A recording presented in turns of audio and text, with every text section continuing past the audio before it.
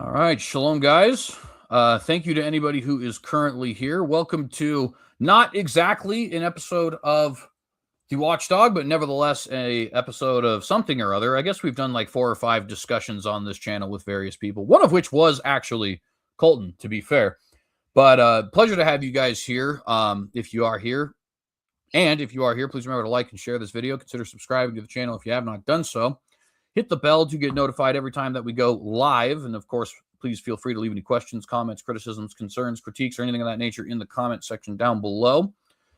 If you are here and would like to follow me on various social media platforms, you can do so. I am on Gab, Facebook, Parler, Twitter, Minds, something else probably. I don't know. There's so many of them these days that I sometimes forget. But at any rate, you can find me at the tag, The Synagogue, on any of those websites. Greatly appreciate anybody who is doing so. If you'd like to contribute to any of the work that we do here, I do have Patreon for this channel. There's no perks for the Patreon on this channel, though. So, unfortunately, can't really say you'll be getting anything for that. You would just be contributing out of the kindness of your heart. And if that's not something you want to do, then definitely do not click on the Patreon. But at any rate, if you'd like to follow us on various other channels, I have a music channel, Polymathis. You will be able to find links to all these in the description. Not yet if you're watching this live, but if you're watching this after the fact, they'll all be there. And you'll be able to find links to my Synagogue YouTube channel, the main channel where we typically talk things that are religious in nature. This is going to be religious in nature somewhat also, but it's technically a political dispute. Or philosophical dispute if you'd like. Doesn't matter. So you can follow us on either of those two channels. I also will have links below to my book, 15 Questions for Calvinists Answered, as well as the academia page that houses my paper on the deity of deception argument. So you guys can check all of those things out if you like.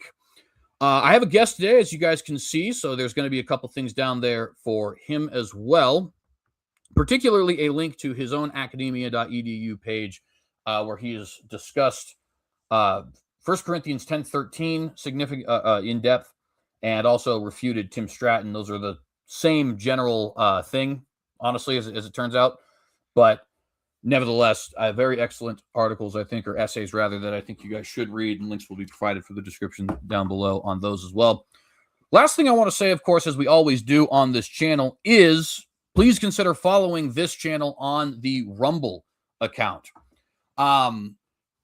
Look, guys, this isn't a sponsorship, but at the same time, I think it's very important that you follow us over on Rumble. And I want to list just a couple of reasons why as I go through the channel housekeeping here today. Number one, we all know that YouTube can very often have incredibly censorious policies, particularly as it pertains to political content that is conservative, to religious content that is Christian, and to any historical content what all, right? And that can be incredibly problematic. You understand why people on YouTube want to do these kinds of things, but in the end, what ends up happening is guys just try to have simple discussions about, 1940s Germany, or about what happened in the Russian Revolution, or about the issue we're discussing today, right, in abortion, and people start reporting. Things get taken down. Things get copyright struck for really random reasons. Like I had just got a copyright strike the other day for a song that was straight up not actually in my video. So not even sure what that was all about, right? So the first thing we want to tell you about, as it pertains to Rumble, is by subscribing on the Rumble account, you both punish YouTube by using one of their primary competitors and reward Rumble for not doing the same thing, right? Now, obviously, we're still going to be posting here on Rumble, right? Or on YouTube, rather. It's not like we're going to completely move this show over to Rumble. But it is good to reward people who are practicing what I would consider to be ethical business in this particular regard, because I don't think censoring history and things of that regard is ethical. It's good to reward people like that. And by using Rumble, by watching videos on Rumble, by subscribing to us on Rumble, you are rewarding them for their lack of censorious policies, while also telling YouTube, hey, you may or may not end up losing my business at some point. At the very least, I'm considering it because of your own censorious policies. So I think that it's a very good thing to follow for that reason. The second thing is we have had videos taken down on this channel. For those who follow from the other channel, that might seem a little weird to you, but it is true. We have had videos taken down on this channel because this is a politics channel and things are just likely to get taken down in that regard. So where can you find those videos if they do get taken down, or when they do get taken down? You can find them on Rumble. You won't be able to find them here because YouTube doesn't want them here, right? So got to go to Rumble to make sure you get all of the content we provide on this channel. And it's also just a safety mechanism, right? Who knows if this channel will end up getting nuked at some point? I don't think it will, but it might.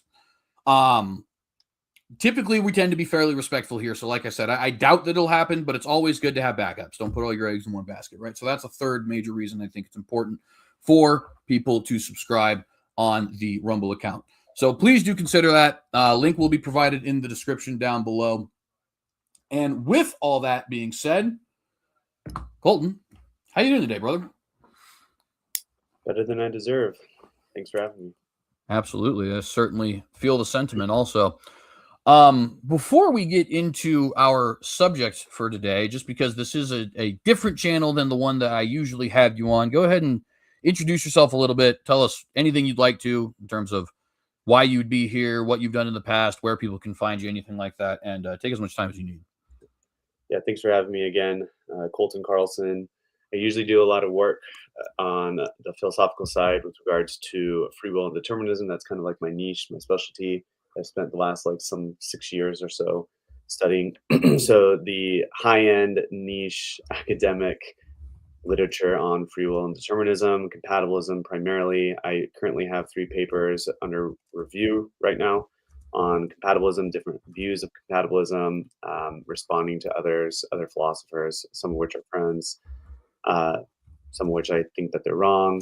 And I've done a lot of work, like CJ mentioned, against a theologian by the name of Timothy A. Stratton, who is a big Molinist advocate and libertarian, not the political libertarian, but the metaphysical kind of libertarian view that free will is incompatible with determinism, and that free will has to be necessarily indeterministic.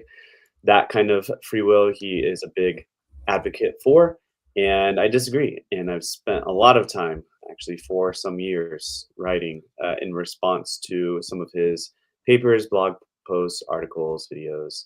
And if anyone's kind of following that scene, especially if you're subscribing to CJ's other channel, then I'm sure you know that. And I'm sure you know that it's been a lot of back and forth. I'm tired. And then CJ's tired, I'm sure too. So about that back and forth. But nevertheless, that's kind of what a lot of people know me for. And but I also like to do some study on the bioethical side. The reason why is, to be frank, my wife and I have struggled with fertility, and we still kind of struggle with fertility here. And I wanted to kind of see what options are available to us. And pretty much most of the time, Christians in the Christian circle have said, oh, IVF is off the table. Technically, IVF shouldn't, this is an aside, technically IVF, in vitro fertilization, shouldn't be off the table if you really are just fertilizing one egg, and then you're implanting that one egg. And if it doesn't work out, then it doesn't work out, unless you're against IVF for technological reasons, which I think is a terrible argument. I don't even think CJ's ever pressed that argument against IVF or certain procedures. So I think that as an aside, IVF generally, though, is a hot button issue, primarily in the Christian circles and the right wing political side circles, because the idea is usually pro-conception advocates or pro-life advocates more generally think, oh, well, an embryo fertilized with a sperm cell, and then the egg fertilized gives you an embryo, and that embryo is deserving of certain rights, like the right to life and so forth.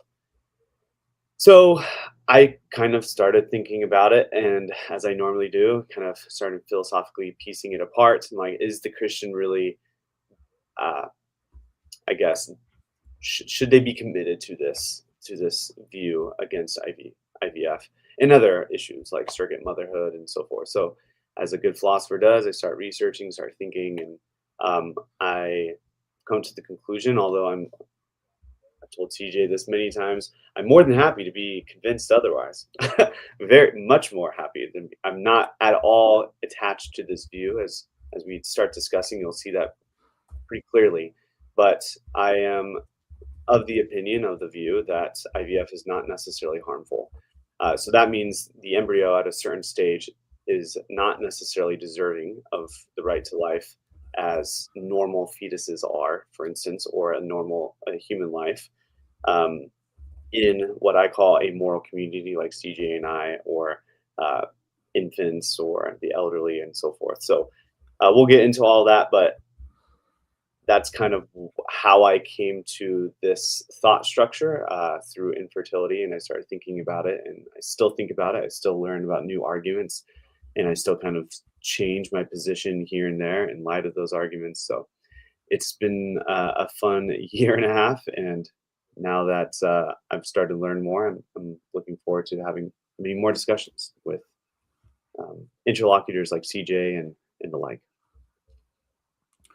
Absolutely, and thank you for that. And friends, like I said, it's not there yet, but if you're watching this, if you're not watching this live, and actually if you're watching this live, this will be fixed here while we're live in about 20-ish minutes.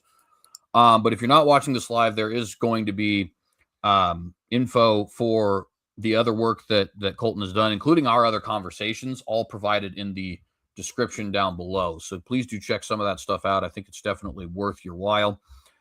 And with that, I want to go ahead and let you guys know our format, I guess, for lack of a better term. Format seems a little bit too formal for what we're doing, but there is still somewhat of a format. So let me go ahead and go through it with you guys. So basically what we're going to do today is we are going to have a sort of opening statement, kind of. There's a hard cutoff at 10 minutes, but it's not timed in terms of like anything longer than that. So it could be 30 seconds if somebody wants to go 30 seconds, or 9 minutes and 59 seconds if they choose to do that instead. But we're just going to kind of lay out the positions we are coming from. And then from there, just basically do open dialogue until we have decided that either one of us has to leave or we've just reached the organic end of the conversation, which it'll probably be the first one if we're being honest, because this is one of those kinds of conversations that probably doesn't have an organic end in our lifetime, unless somebody just concedes, right? But at any rate, so that's what we'll do first, and I'll probably give Colton the floor first in that regard. One thing I do want to note here real quick is this is not like your typical abortion conversations. What do I mean by that? Well, this is not a pro-choice, pro-life debate. If anything, we could call it a pro-life and far pro-life debate, or something along those lines, right? So I'm pretty unashamedly going to be taking, I guess, what you might call an extremist position on this, but, and Colton, correct me if I'm wrong, but I think you've been clear that there is a point, and a very early point, like around 6 weeks or something like that, right, where you actually think that it is unethical to perform any sort of an abortion. So this is one of those, there's levels to this kinds of conversations, not a, hey, we're just going to go talk to somebody who's, a Planned Parenthood advocate or something like that. So wanted to make that clear for everybody, just so you guys know where we're both coming from the start. With that being said, I'm going to go ahead and give you a full screen here while you present what you'd like to present. And yeah, just let me know when you're ready to go. Let's go. All right. That's not what I wanted. What am I trying to do here? I'm bigger. That is true. Let's see here.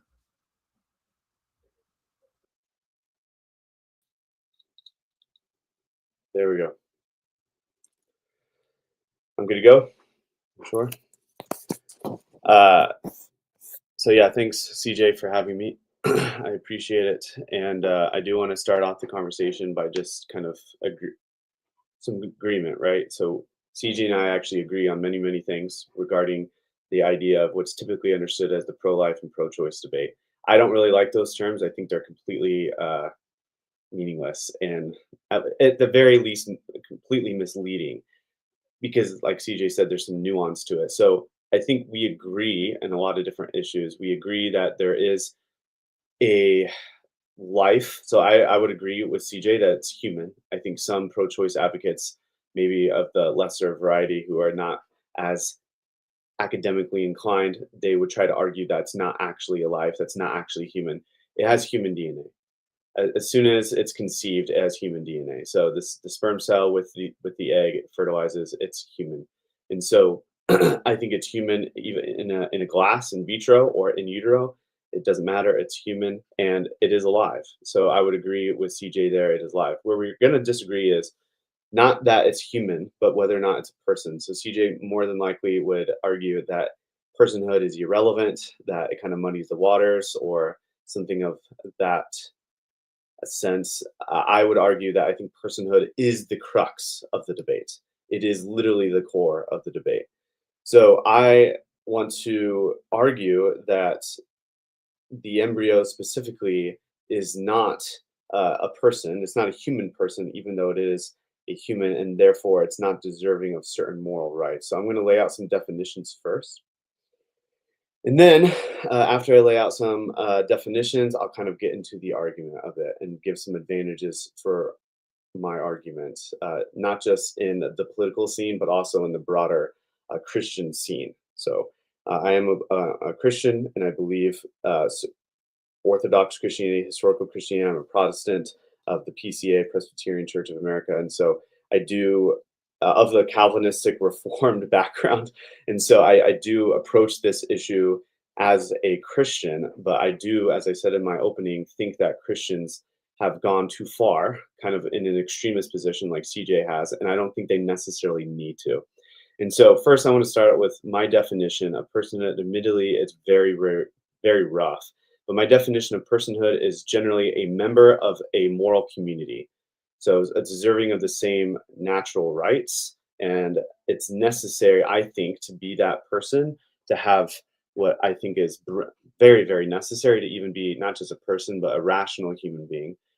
Whether or not you use that reason, you need to have brain activity. There needs to be some sort of brain electricity there, and that will come important. That'll be important later on.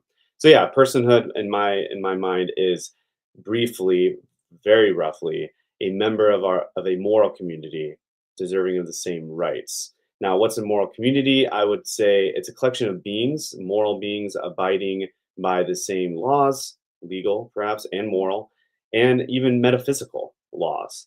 Right. So I would say animals are not part of our moral community as humans, of the Homo,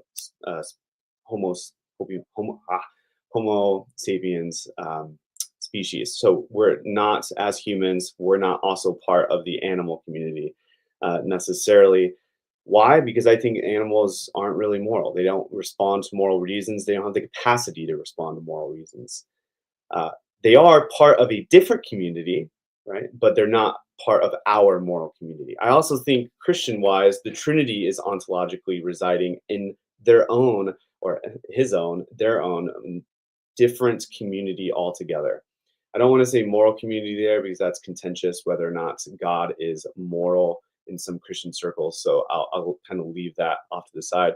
But I do think that God, the Father, the Son, and the Holy Spirit, the Trinity as a whole, is part of a different ontological community altogether. Now, I want to say there is an echelon of communities, an echelon, a ranking of communities, God being vertically above with the Trinity, us as humans made in his image down below, but also there is a different ranking horizontally, and that is with other humans. So I have a different moral community than the Canadian, or the Egyptian has a different moral community than myself, because we're in different communities deserving of different rights and different laws, civic rights, civic duties, all that sort. So I want to say then that the embryo isn't part of our moral community. So I think debate, I'm going to use a technical term here, the debate should be understood as phase sortal, not substance sortal. So quickly, phase sortal is really an object. You can define an object as phase sortal if it's just that thing persisting through its entire existence. So for instance, think of like a cat, right? A kitten is a kitten, but still feline. But then when it becomes a cat, it's still a feline, right? Whereas phase sortals are temporary stages of existence and temporary stages of their identity. So I want to think of existence and their identities as phase sortal, not substance. So a kitten is its fundamental identity at that time, even though its substance is a cat, feline, really. And then when you get to it being a cat, it changes identity. It changes into a not its numerical identity, because that substance remains the same. It's still a feline, but it changes something different. It changes phases, and it's now a sort of new identity, non-numerical identity, and that is a cat. So I think the same thing can be true for like marble. Michelangelo's David, for instance, it's marble, but it's still not, right? It had to be shifted, changed into something non-marble. And so I want to say the debate should be understood as phase sortal. And so I can understand that the embryo has the same numerical identity ontologically all the way through. And so in that sense, it's human, right? So it's human embryology into human anatomy and then becomes a human, a fully rationalized adult. But I don't think that it should end there, because I don't think that the embryo is part of our moral community. And so this is where I introduce what's called the brain death symmetry argument, which is fairly well known in this circle, but mine is a little bit different. The brain death symmetry, I want to say you exit a moral community in the same way you enter it. You exit a moral community, a human moral community, for instance, by the deactivity of brain uh, electricity, essentially. So the non-activity of the brain. So as soon as you're considered brain dead, that is when you're no longer part of this moral community. You're considered dead, and this is uh, generally well agreed upon. Ever since about the 60s into the 70s, they started developing the idea of the brain being the cause of death, or not really cause, but the determinator of death, right? The determination of death rather than the heartbeat, because you can actually resuscitate a heart. So the U.S. President's Commission Office in 1981, as well as the Uniform Determination of Death Act, pretty much solidifies this idea of what's called whole brain death. I just want to say, as long as there's no brain activity there, then, and since it's irreversible, you are declared dead. Now, how does that relate to the beginning of life? There is a sense of brain birth. And so since you can have brain birth, you can have brain death, I think they're symmetrical. How you exit a moral community, brain deactivity, you enter a moral community through brain activity. And in the embryo, you do not have any such brain activity. And I think brain activity is necessary for rational thought, right? And which is generally, at least Boethius and on, like Aquinas, have generally thought, John Locke is another, that rational activity was necessary for that. So my idea, my thought is it needs to be symmetrical, and that is intuitive. I think there are certain advantages of this, which I won't have time to get into, but that is okay. We'll discuss it. But I think that what this allows the Christian to be able to say, yes, you can discard without being necessarily blameworthy. You can discard an embryo because it's not a person. And so what you can do is you can say around brain activity, which is roughly when EEG tests start registering electricity in the brain, that starts about 40 days. That's around 6 weeks. And so after that, I will completely agree with CJ. It's unethical. Why? Because the embryo is a person. Right? That fetus now actually is that embryo into a fetus is now a person, deserving of moral rights, one of which being the right to live in our moral community. Before then, though, I don't think that it is a person, and so deserving necessarily of the same moral rights, such as the moral right to live. I think we see this. So here's just briefly, here's some advantages. There's a horizontal advantage. We see this kind of intuitive idea of exiting or at least diminishing personhood in criminals. So they lose the right to life, especially if you're a death penalty advocate. And generally white right-wing pro-conception or pro-life advocates are pro-death penalty advocates. That's a huge paintbrush, I know, but generally that's close. And so I think we see it's intuitive that we can lose the right to personhood. Also, immigrants, right? I don't have the same kind of moral rights as a Canadian or as a Mexican or as a citizen from Brazil, so forth. So this idea of moral communities, that theory explains horizontally between us, right? But it also explains vertically with God. So God has no obligation to save or protect human beings. He's our creator. But I also want to say the reason why he has no obligation and no obligation to save or protect human beings is because he's not part of our community. So what explains it? His failure to be part of the same metaphysical or ontological community as us. So God may destroy whole civilizations, and we know this in the Bible. He's done this many, many times. But God can and has destroyed many whole civilizations, but he doesn't necessarily need to be blamed for that because he's not part of our community. He's our creator, and he does with his creation however he wishes. Now, if he was part of the same community, it wouldn't be that way. So we see that with the Trinitarian, like he's not going to kill himself. It's not ontologically and morally possible, right? And so, because of this, I think this idea, this notion of moral communities helps explain a wide variety of issues, horizontal issues between persons, other persons of different communities, but also vertical issues with other persons vertically, such as God. And so, in closing, I think that the brain death symmetry arguments paired with this idea of moral community helps the Christian kind of explain certain, I guess, thorny issues, maybe with regards to immigration, criminals, death penalty, also maybe euthanasia, but also vertical issues regarding God, his obligation to us, the elect, perhaps, and yeah, that's where I stand. All right, and thank you for that. And ladies and gentlemen, if you have any questions, by the way, I want to let you know, please do throw them in the comment section. I'm not going to promise that we'll get to them. However, it's worth a shot, and I will maybe try to collect some of them for the end of the program here today. I'm going to go ahead and give now myself some of that time to do a similar thing. So let's go ahead and jump right into that. Appreciate you, Colton, for articulating that very well. And we'll just go ahead and jump right into this. So I start off this conversation with an argument that some of you guys already know because I've used it numerous times. And it will end up being an argument that's going to come up probably over the course of this conversation, though, as the title suggests, we're really focusing on concepts of personhood and moral community, right? Which is I'm sure you got that impression already from what Colton was saying. So this is and other people have made arguments similar to this, right? But this is just my wording of a anti-abortion argument in a nutshell, which is to say, premise one, it is always wrong to kill an innocent human being given any reasonable alternative. Premise two, the human fetus is human.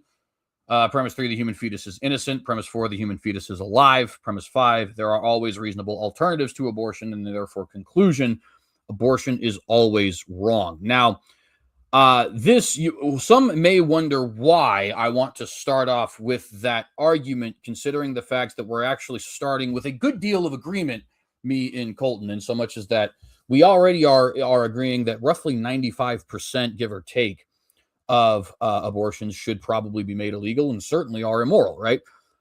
So why would we start here with an argument that seems like it's more geared towards those 95%? And my answer, quite simply, is that I think this argument actually can't be taken only to a 6-week level, right? The primary premise behind the argument is that it is always wrong to kill an innocent human being, right? Not necessarily a person per se. And I'll get into some more of why I think that's such a important thing to stress here in a moment. Now, this argument, I think, is fairly impossible to try and get around for a couple of different reasons. Firstly, premises 2 through 4 are virtually indisputable without, I think, altering some definitions. So, for example, premise 2, the human fetus is human. That's basically a tautology. Premise 3, the human fetus is innocent. I think that's the one you could have the most wiggle room with. And in fact, it will come into play in our conversation today specifically, considering we're talking about things like moral communities and what even constitutes innocence in that regard. But at the very least, if you just take the Merriam-Webster dictionary definition of innocent, it certainly is true. It's the fetus is not guilty of a crime, right?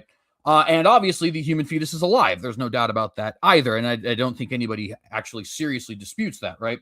So then there's premises 5 and 1 that end up being the more disputable ones, in my opinion. Now, premise 1, it's always wrong to kill an innocent human being giving any reasonable alternative, is kind of the foundation of functioning societies, I would argue. And I've even said, and I don't say this in any sort of a threatening way or anything like that, but I've even said to people before, if it's not always wrong to kill an innocent human being, then what's to say it's not always, then who's to say it's not always wrong to kill a human being that I don't consider necessarily to be innocent, right? So, for example, we just had the Charlie Kirk assassination. The person who committed that crime actually believed they were doing a good thing, right? If we can't even agree that it's wrong to kill an innocent human being, then who's to say that that person, given that their perception of innocence in that particular case rendered Charlie Kirk a guilty individual, who's to say that that person is actually held to a moral standard of that being somehow immoral, right? I don't think that that can necessarily fly. So you almost have to grant premise one. Otherwise, you fall into what I would say are a bunch of moral absurdities, where essentially nobody's life is safe so long as somebody feels like they have justification for putting that person in the category of guilty rather than innocent.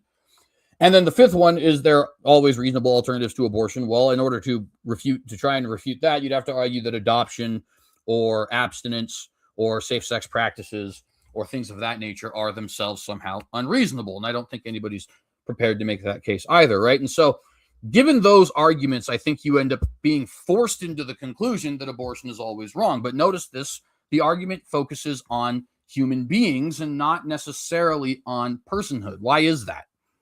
Well, there's a couple things for me and for my position, right? So firstly, I would make the argument, as was already alluded to, that personhood is a vague concept that is open to interpretation and debate, and therefore not a consistent grounds for legal theory. I'm going to say that again. Personhood is a vague and open to interpretation subject that is open to debate, right? And therefore is not a good grounds for legal theory. What do I mean by that? Well, you have everything from the absolutely extreme end, right? For example, the Germans in the 1940s did not consider Slavs or Jews to be persons. The Americans in the 1700s, at least some of them, would not consider the African American to be a person, right? To be perfectly clear, I am not putting Colton in that category, but it is just to say you have everything from that extreme level of debate to even minor levels of debate, such as what we're having now. Is personhood to be defined naturalistically? I'll get to what that means in just a moment, because that would actually be my position. Is personhood to be defined cognitively? Is personhood to be defined in terms of a moral community? I think those 2 points kind of in combination with each other would essentially be Colton's argument, and various other interpretations of what constitutes personhood that people have had up to this day, right? Aristotle famously thought that women were persons, but just less persons than men were. And so you see how that's like a wide range of what constitutes a person. And the problem with that is you can't base law, you can't base government action or inaction on vague, nebulous concepts that are open to interpretation, right? You have to base them on things that are at least somewhat concrete. Some might argue that your particular basis is not concrete. And I guess in that sense, you're never going to escape all debate, in other words. Right? For example, one might say, well, I don't think that rights really do derive from a creator because I don't believe in a creator. An atheist could make that argument. But at the very least, we need to make attempts to try and ground law in the concrete. And so personhood, I think, is too vague. Humanity, on the other hand, is something that we can very easily establish. We know what is a human and what is not. That being said, though, I am not content simply to say that the personhood argument is vague, because I also take a naturalistic position of what constitutes personhood, namely, all human beings are persons, or in other words, personhood is an essential characteristic of human life. At this moment, we can say pretty definitively the only things that we can definitively prove to exist as persons are humans, which I think is an argument in this favor. But beyond that, especially for the Christian, we know that humanity is made in the image of God. And I think this grants the essential characteristic of what we would consider to be personhood. Now, what exactly the image of God is, to be fair, is not exactly laid out in the scriptures. That much is very true. The most we get is it seems to be related to the idea that we are born male and female, and it seems to be related to the idea that we have dominion over the earth. That's the only thing scripture really definitively says. But what it certainly hints to is our capacity to be reflectors of God's own personality. And what are the different ways that human beings reflect God's personality? Well, we reflect it in terms of our use of logic, our use of reasoning, our look into the past as historians, our ability to philosophize, our self-awareness, our morality, and our ability to look to the skies and think, look at what's the word I'm looking for here? Desire something greater, whether that be in an astrophysical sense or whether that be in a theological sense. We tend to have this self-awareness that other creatures do not possess. I would argue that those are essential characteristics of the image of God, but the thing is, the image of God is not granted to some persons or developed. It's simply granted to all persons. God made man in his own image. And so I think as a Christian in particular, we should be willing to, I think it is most consistent for us to say personhood is an essential characteristic of human life. Therefore, all humans are persons by default. I would also point out that rights are always defined as human rights and never as persons' rights. In fact, we actually do have a separate legal concept called personal rights, but personal rights are not necessarily a one-to-one comparison with human rights. And same thing with like political rights and civil rights and things of that nature, right? But when you say somebody is violating an individual's rights, like for example, say that you're arresting somebody without due process and putting them in a kidnapping them, putting them in a room somewhere, you're not making the argument that that person's personal rights are violated. Rather, you're making the argument that that person's human rights are violated. In other words, our language actually has already seemingly granted this idea that all humans are persons. This seems to be something that, at least in a legal sense, has been established by common law centuries ago. And so I think that's an important thing for us to consider. I would also point out, if left to natural devices, all humans will attain total sapience. That is self-awareness, rationality, and so on and so forth. Now, obviously, is there going to be certain exceptions to that? Yes, but it's important to note something violating a rule in circumstance is not the same as something violating a rule in principle, right? So, for example, it is possible for a person to be so handicapped that they do not attain full sapience, so mentally handicapped that they do not attain full sapience, right? They're not fully self-aware, fully rational, that sort of thing. That would be a very severe case, but nevertheless, it is certainly possible. That is an example of somebody violating the concept of personhood in circumstance. In other words, all humans are persons. That particular person left to natural devices has not attained full sapience because of his circumstances, namely some sort of a mental deficiency in this regard. But bricks violate the concept of personhood in principle, right? They simply are not persons. And likewise, dogs and trees and so on and so forth. So I think those arguments are very important for us to consider, and we'll get more into those. I actually am pretty fleeted on time already, so I just want to make a couple of quick points. Number one, I think that it is important that we always exercise a level of caution. In other words, if we can't prove definitively this is where personhood starts, then it is wise, in order to ensure we are not killing any persons, for us to say, okay, we assume this person is a person unless proven otherwise. I think also we have tradition on our side in this regard as Christians, the Reformers, the Bible itself, I would argue, as we'll get to in a minute, and the church fathers have a fairly unbroken tradition of pro-life arguments. And I would point out that Genesis 9:6 says that whosoever sheds man's or Adam's blood, a human being, by man shall his blood be shed. Now, here we're not arguing about death penalty or anything like that, but the point is to say it defines murder as unlawful killing of humans, not necessarily unlawful killing of persons. There are a couple other points I want to get to here in a moment, such as I think moral communities can be very much multifaceted, and therefore, we do need to look at things like authority, obligation versus participation, and so on and so forth. But for sake of time, I'm going to go ahead and end there and let that come up naturally as we go through the conversation. So that's where I would end, right? And we'll go ahead and jump now into the back and forth. I think I must have taken like 15, 20 minutes before we started, because we're already at 40 minutes and we timed that fairly well. Anyway, now that we have Colton back, let's go ahead and jump into our back and forth. Floor is yours. I think I would deny premise 1. I could probably deny premise 3, but as you suggest, but I would deny premise 1. Here's why. I think it fails to identify the notion of a moral community. So I would agree with premise 1 if it says it's always wrong to kill innocent human life. provided they reside in the moral community. I think that's true. But outside of actually solidifying what a moral community is, I don't see any justification for it.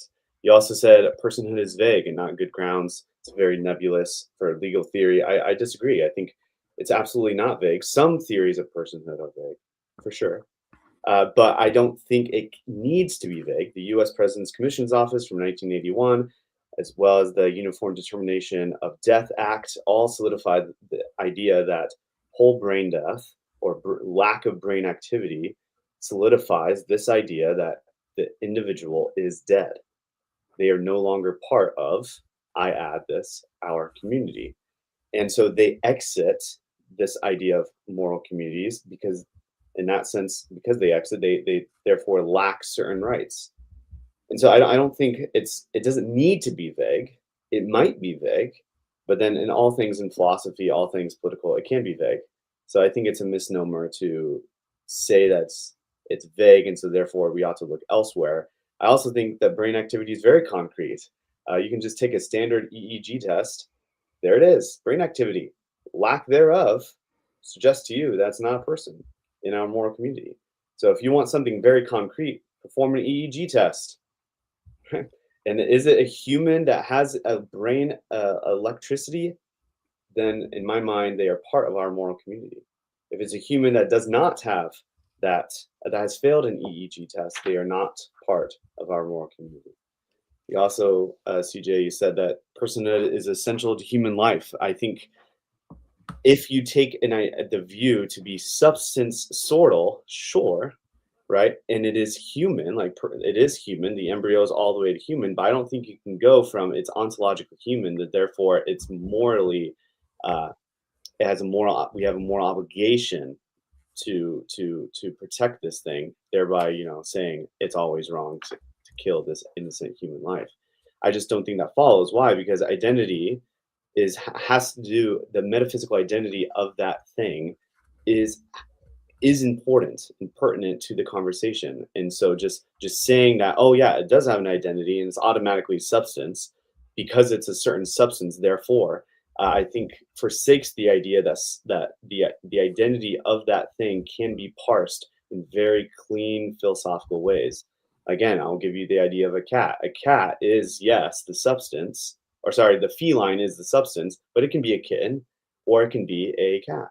And I think the embryo, yes, the substance is human, but I think it doesn't necessarily need to be a person. I think personhood is phase sortal and we can parse it out accordingly.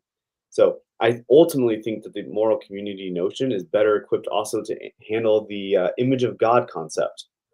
The reason why we're made in the image of God is because he is in a community and so are we, right? And we have certain obligations to take dominion of our creations, right? But we don't necessarily have the same sort of obligation. And we see this because we eat animals. Very clearly, we can eat animals. It was actually allowed by God to eat certain animals, and these things are not part of our community. Now, I'm not suggesting that we should just look at an embryo and eat it. Absolutely not. I'm not suggesting that either because it's human. It's still within our same species, right?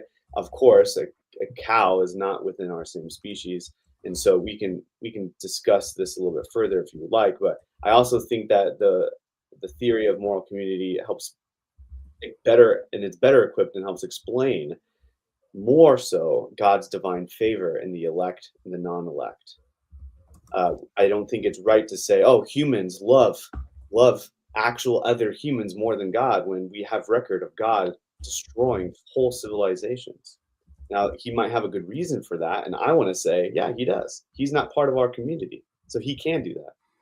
But then again, we're also not part of the same community as an embryo. So human rights, you say that it's maybe prima facie or stands to reason that if it's human rights, not person's rights. Sure, natural rights, we might have natural rights as humans, but they can also be revoked. And so they're gradient, they're degreed. They don't all come in one set. And if they do, then I would like to see an argument for why they do necessarily. I think they can come in complete sets, and we see this, right? The 16-year-old doesn't have the right to vote in our community. We don't try a 16-year-old the same as we would try an 18-year-old or a 5-year-old for the same moral wrong that we would try an 18-year-old or a 50-year-old. And so this idea of moral communities helps explain this, that their rights, as they grow up, as they develop into a more mature person, right? Because they have that electricity in their brain, they can actually they gain certain other rights within that community because they're becoming a more mature person. Lastly, for Genesis 9:7 is a good verse, and I remember you using it a lot in our last discussion. I would like to point out, kind of facetiously, it does say man is blood, but it doesn't. It's wholly unclear whether or not it's real blood. And if we're talking about an embryo, of course, it's not bleeding. Right, number one. But that's kind of like a grain of salt. You can toss that away. Number two, you say it's unlawful killing of man, but it doesn't really say human either. It just says man. And so I would just say the same thing, that, okay, man, if he's part of our community, then sure, it's unlawful. And arguably, in the context of that verse, it is part of a certain community. And so in that sense, it can be unlawful. So real quick, and I think because this is such a deep topic, I'd like to kind of cut this up into a few categories, if we will. And actually, we can even take this category by category and work through it. I kind of made some, while you were giving your opening statement, these tabs here, right? The concept of personhood is grounding for law. What is a person? Defining a moral community and its essential characteristics, and moral obligation arguments. Because I think all four are very important, and we might end up talking past each other if we end up focusing on one and then jumping to another. So to start here, I'll address this concept of personhood as grounding for law, because I think it's going to behoove us, I think, to separate personhood as grounding for law from personhood. And that might sound weird to some people, but what we have to understand is I am simultaneously making the argument, A, that personhood is vague and ill-defined and therefore not a good grounding for law, and B, I am presenting my own theory for personhood, right? Now, the reason that concept can create some difficulty, I think, in terms of this conversation is, so like you might say, for example, as you just did, well, an EKG can be pretty definitive, right? EKG. Yeah, that's the heart one. Exactly. You're exactly right. The EKG is the heart one. That, we could see electrical activity in the brain, and therefore we could say, hey, that's definitively the beginnings of a person or the endings of a person. But that's not the concept I think that is vague. The concept I think that is vague is why that constitutes personhood to begin with, right? Even in this conversation, the vagueness surrounding the concept of personhood leads us, who otherwise have fairly similar worldviews, probably more similar than the vast majority of people who will be having this conversation, to disagree fundamentally on what constitutes a person, right? The reason I reference, and I hope you didn't mind me referencing like the Nazi arguments and stuff like that, because I am not associating you with those people. I was simply making the point that we have in the argument about what constitutes personhood, everything from Slavic people aren't persons to all humans are persons by default, and everything that we have in between, you know what I mean? So, such as a view you might have, or Eric Van Evans has a slightly different view than you would have. I think that, you have a fairly consistent moral community argument throughout history, like the barbarians are different than we are kind of argument, you know what I mean? And so on and so forth. So we see there are massive numbers of different theories as to what constitutes a person, and nobody has ever been able to definitively prove themselves to be correct, right? Now, again, that does not mean personhood in and of itself is a poor concept for us to debate. We're going to do that, I think, here in just a moment. But it does mean I don't think that we can ground law in concepts that are subject to the whims of people's, their personal whims is what I'm trying to say. Their intellectual thinkings in that particular day. You know what I mean? What constitutes a person in my mind might change in the next 7 years. You never know. When we think of something like, for example, the concept of slavery, and I only use slavery because I think it's a solid example for us to use. Our law says you shall not enslave another human being, except for in instances where you're punishing them, which is actually illegal according to the 13th Amendment, right? So but we can still use an ox because there's a definitive, everybody knows the difference kind of change there between ox and person, right? Or ox and human, to be more clear. So we can see there, right, where we ground this concept in something that's solid, something that's rigid. If we start grounding it in something that's a little bit more esoteric, I think we run into a problem of, the next generation might have a different view. In fact, I think it's almost certain that the next generation will have a different view of personhood writ large than we will, because it seems like that's been the case for 4, 5, 6 generations in a row.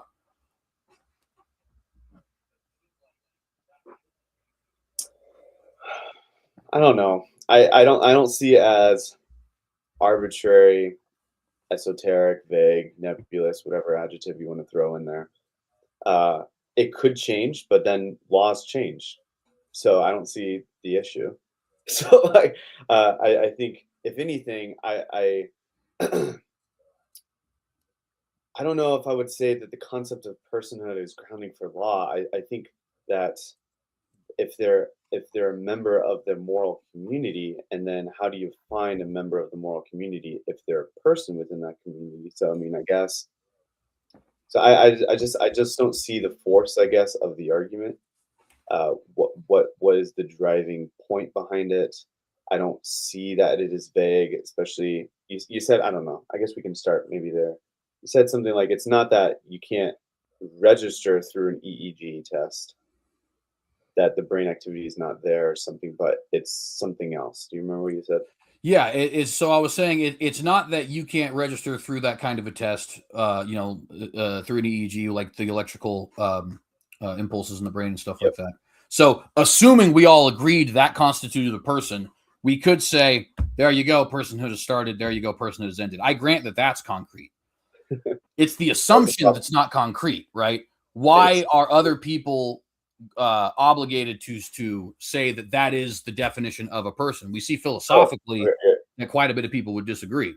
Well, I think, well, yeah, of course, philosophically, quite a people would disagree. Duh, So like, so if that's the argument, then it's like, you got me. So because we're always going to disagree philosophically, and I think the laws have to borrow philosophically, and so it is going to be sticky. So if that's really the argument, again, I'll go back to I don't see the driving force, but I would say, sure, when you have the EEG, you exit the moral community, and I think that is intuitive.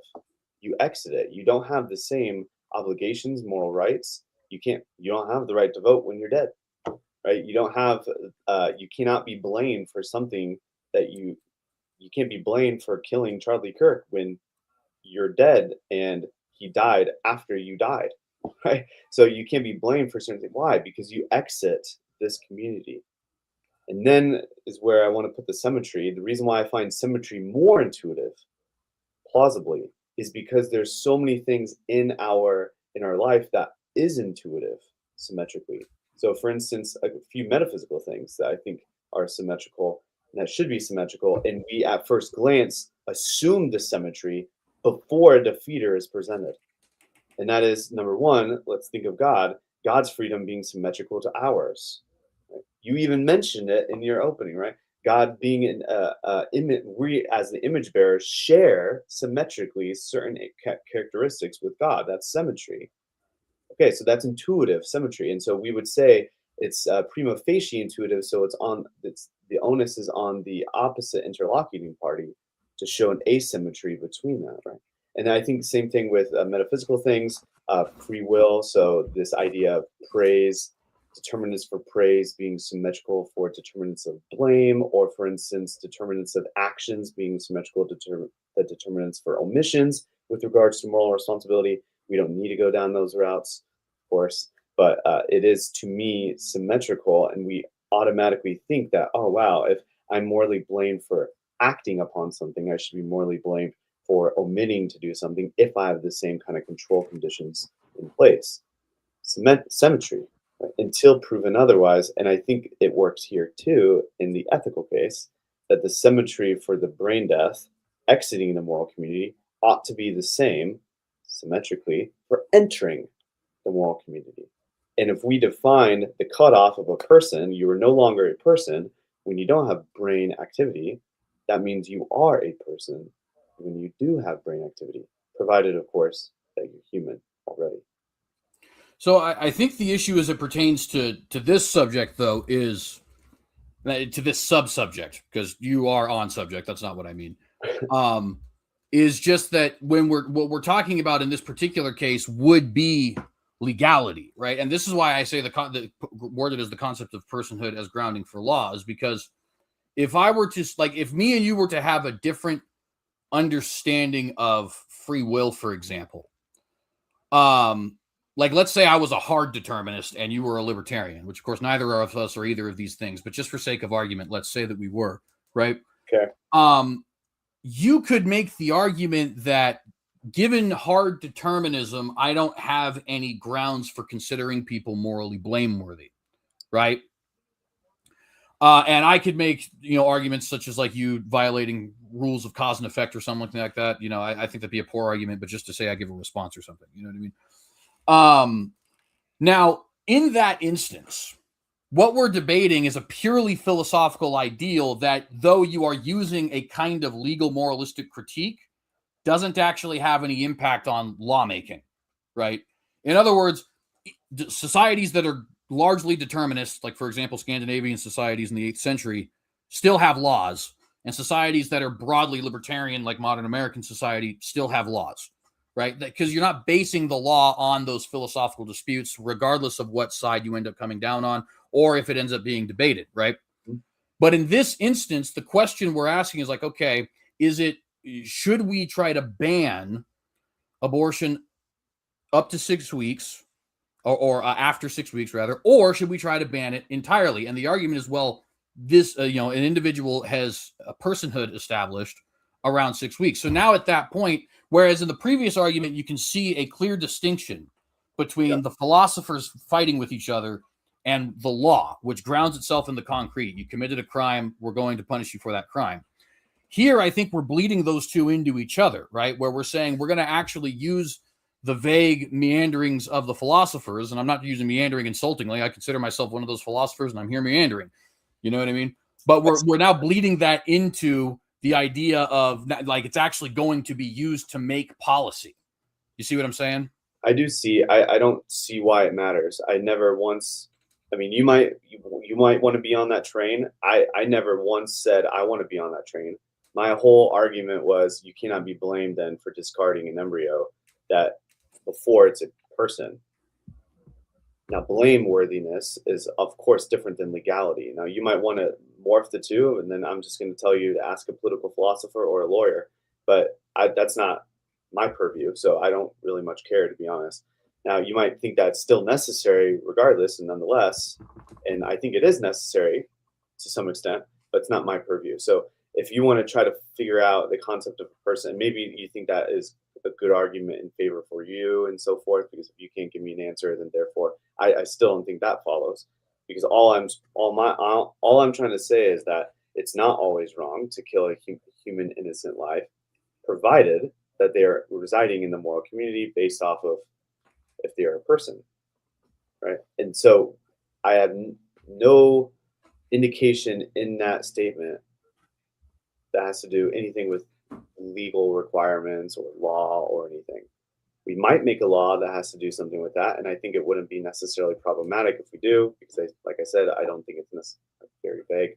But even if we couldn't, I don't see the problem. I still wouldn't be morally blamed for discarding an innocent human life, such as an embryo, before it's a person.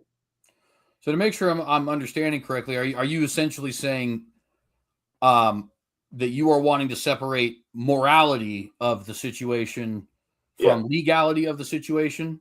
Like, you might be held morally responsible for this and it be legal, or otherwise legally responsible for this and it be immoral, or whatever kind of a combination therein.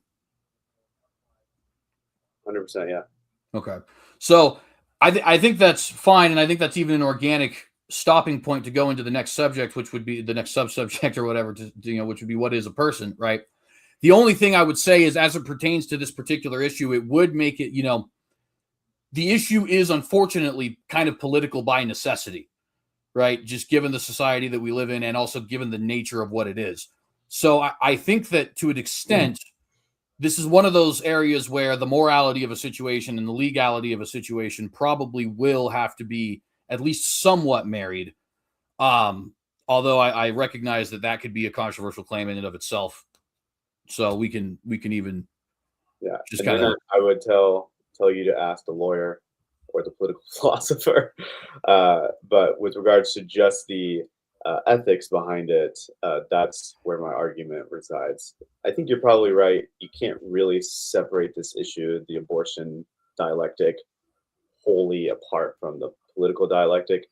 But I don't think they are. I think that they're interrelated, but I don't think they need to be. Just like I view it, because again, I'm a free will philosopher, right? So I view it as like, just because free will and moral responsibility are very, very heavily connected, I don't think they and because you talk about one, you have to talk about the other. That doesn't necessarily mean that you have to Right. talk about both of them at the same time. You can just wholly talk about moral responsibility or wholly talk about free will without them intersecting. And I think the same is true here. So with that, let's jump to then the next portion here, which is the probably more interesting one. What is a person? Because we have fundamentally different understandings of what constitutes a person in this regard, right? So you say that it is basically personhood. Maybe if it's not defined as brain activity, at the very least, it can be objectively deduced through brain activity. And I would make the argument that I think a human being is just one-to-one defined as a person, even if a person is not necessarily going to be defined always as a human being. So, like, as you know, the whole square rectangle sort of idea. All squares are rectangle, or all work, whichever one it is. I don't know. I'm not good at math. Regardless, so I'll kind of start off this by saying I think that the concept of personhood, at least dictionarily, is usually defined as human. That doesn't necessarily mean that the concept of person needs to be defined philosophically as a human or vice versa. But I do think that it is interesting we have this sort of normative understanding that human beings regarded as individuals are typically to be considered persons. The second note, though, I would want to make here, and I think the one that is probably more important, is just the general claim that I've made. Personhood is an essential characteristic of human life. The thing that would, for example, if we were to create an artificial intelligence, even an artificial intelligence that seemingly possessed full sapience, I don't think you could classify that as a person per se. Maybe we could debate about whether or not it classifies as a person. I'll put it that way.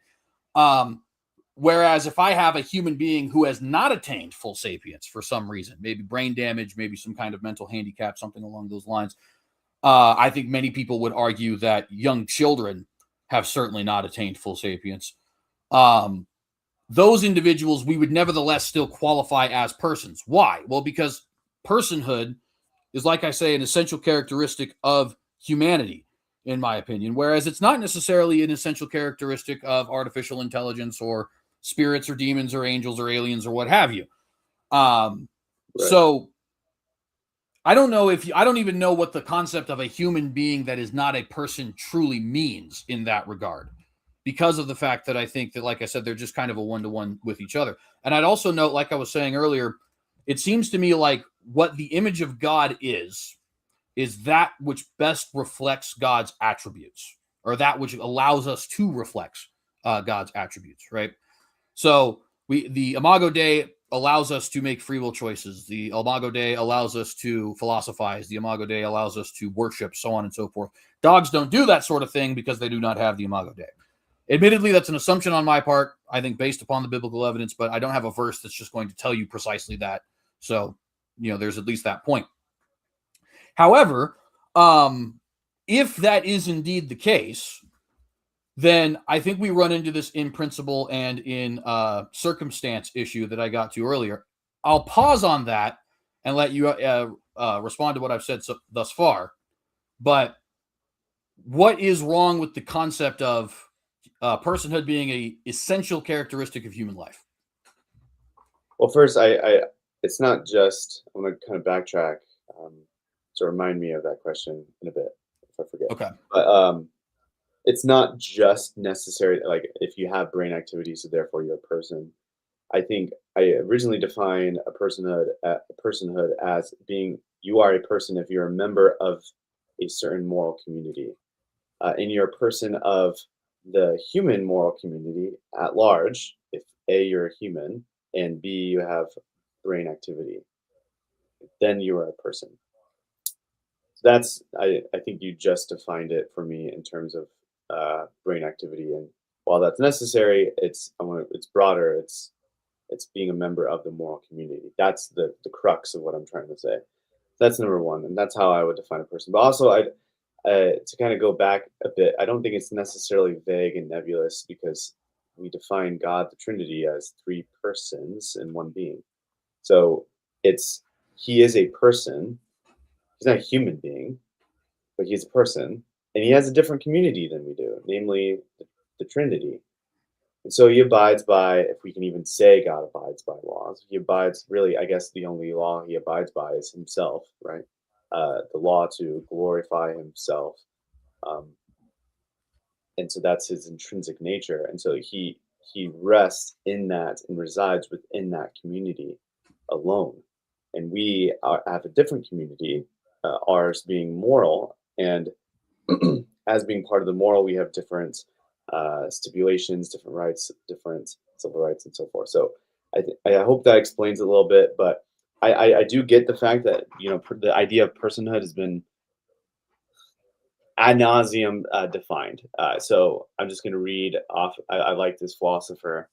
Um, they uh, BP Brown and Jason Eberl do a lot of work on bioethics, and so they said that personhood can be something different than humanity insofar as the former concept is unambiguously refers to a being with a higher degree of, so person refers to a being with a higher degree of, if not uh, valuable moral status with an attentive basic with oh man, I can't read, with attendant basic rights such as the right to life. I think we could take that. We could also take, Singer speciesism, but I don't know if I want to take speciesism there. John Locke, a thinking intellectual being or intelligent being that has reason and reflection and can consider itself as itself, the same thinking thing in different times and different places. Or maybe a capacity, right? So many contemporary philosophers, I think Luann Rudder Baker says something very similar: a capacity for self-conscious, rational thought, augmented perhaps by other capacities such as using language to communicate, having non-momentary self-interest, and possessing moral agency and autonomy. I think all of these are decent contenders, but I think all of them are also forsaking one important thing: the moral community. Right? And so you can have all these necessary characteristics like self-reflection or self-consciousness, maybe even the image of God, right? But I think the reason that the moral community is so pertinent in these discussions is because it kind of provides a nice framework for that person and for the image of God and for all the other necessary conditions such as brain activity or the ability to philosophize, think of itself by itself, and so forth. So Remind me of your question. yeah, basically it was what in your opinion is wrong with the concept of personhood as well, Yeah. excuse me. What is wrong with defining personhood as an essential character, not defining, but it's basically making the argument that personhood is an essential characteristic of humanity. And the reason I'm having struggle with the way I'm trying to say that, I have it written down here, which is I probably should just read that because I did it specifically to avoid this problem. Humanity, personhood rather, is an essential characteristic of human life. The reason I word it that way is because I'm kind of doing, like I said, a square rectangles thing here. Not necessarily arguing that all persons are human. I think God is a person and he is not a human. But I am arguing that all humans are persons by default. That personhood is an essential characteristic of what makes a human a human. And I think that that one of the ways we can demonstrate that is the fact that humankind is given the Imago Dei, and we know that God himself is a person. So part of the image of God would be that concept of personhood, right? Which is bestowed upon humans. It can't be bestowed upon persons, of course, because that would be a circle. You can't bestow personhood upon persons. So what is wrong in your opinion with that definition there of personhood as being an essential characteristic of humanity? I think it's, again, going back to these technical terms, it's technical terms of identity. It's substance sortal, not phase sortal. And I think identity can be parsed through in different sorts. So the entity of an object or the essentiality of an object can be understood temporally, not understood objectively or ontologically, uh, or sometimes called numerically. I think that we can split them up in terms of distinctive sorts. So what does that, or phases? What does that mean? Again, my cat example, it is of the same substance, feline, but it has a different identity throughout its entire developmental life. And so because of that, it starts out as a kitten, or even before then, it starts out way like, as an actual kind of an embryo, right? And then it becomes, an actual kitten when it is birthed, and then of course developmentally a cat.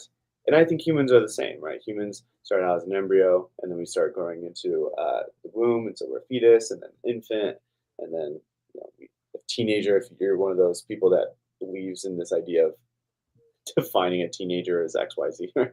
Or you don't even define a teenager. A teenager is not a teenager. Whatever, it doesn't matter. The idea is developmentally, like you have this idea of development. And so I think that we have to understand the debate in terms of phase sortal, not substance sortal. And that to me also maps with the image of God. I think the image of God isn't just given to us. God himself, yes, is a person. And so we expect, being the image of God, we expect us to be persons. But here's a relevant difference. God does not develop, we do. And so we must develop into those persons, whereas God does not need to develop into those persons. So I think that's a clear, relevant difference in favor of the fact for phase sortal relationships, not substance sortal. So I'd like to press that a little bit because I actually tend to think that argument goes more in my favor. And the reason why is, so take your cat example as I think a good example of this, right? That cat through the different stages of its development, zygote to embryo to fetus to kitten to adult cat. I don't know if you could say senior cat, I guess is another classification there, right?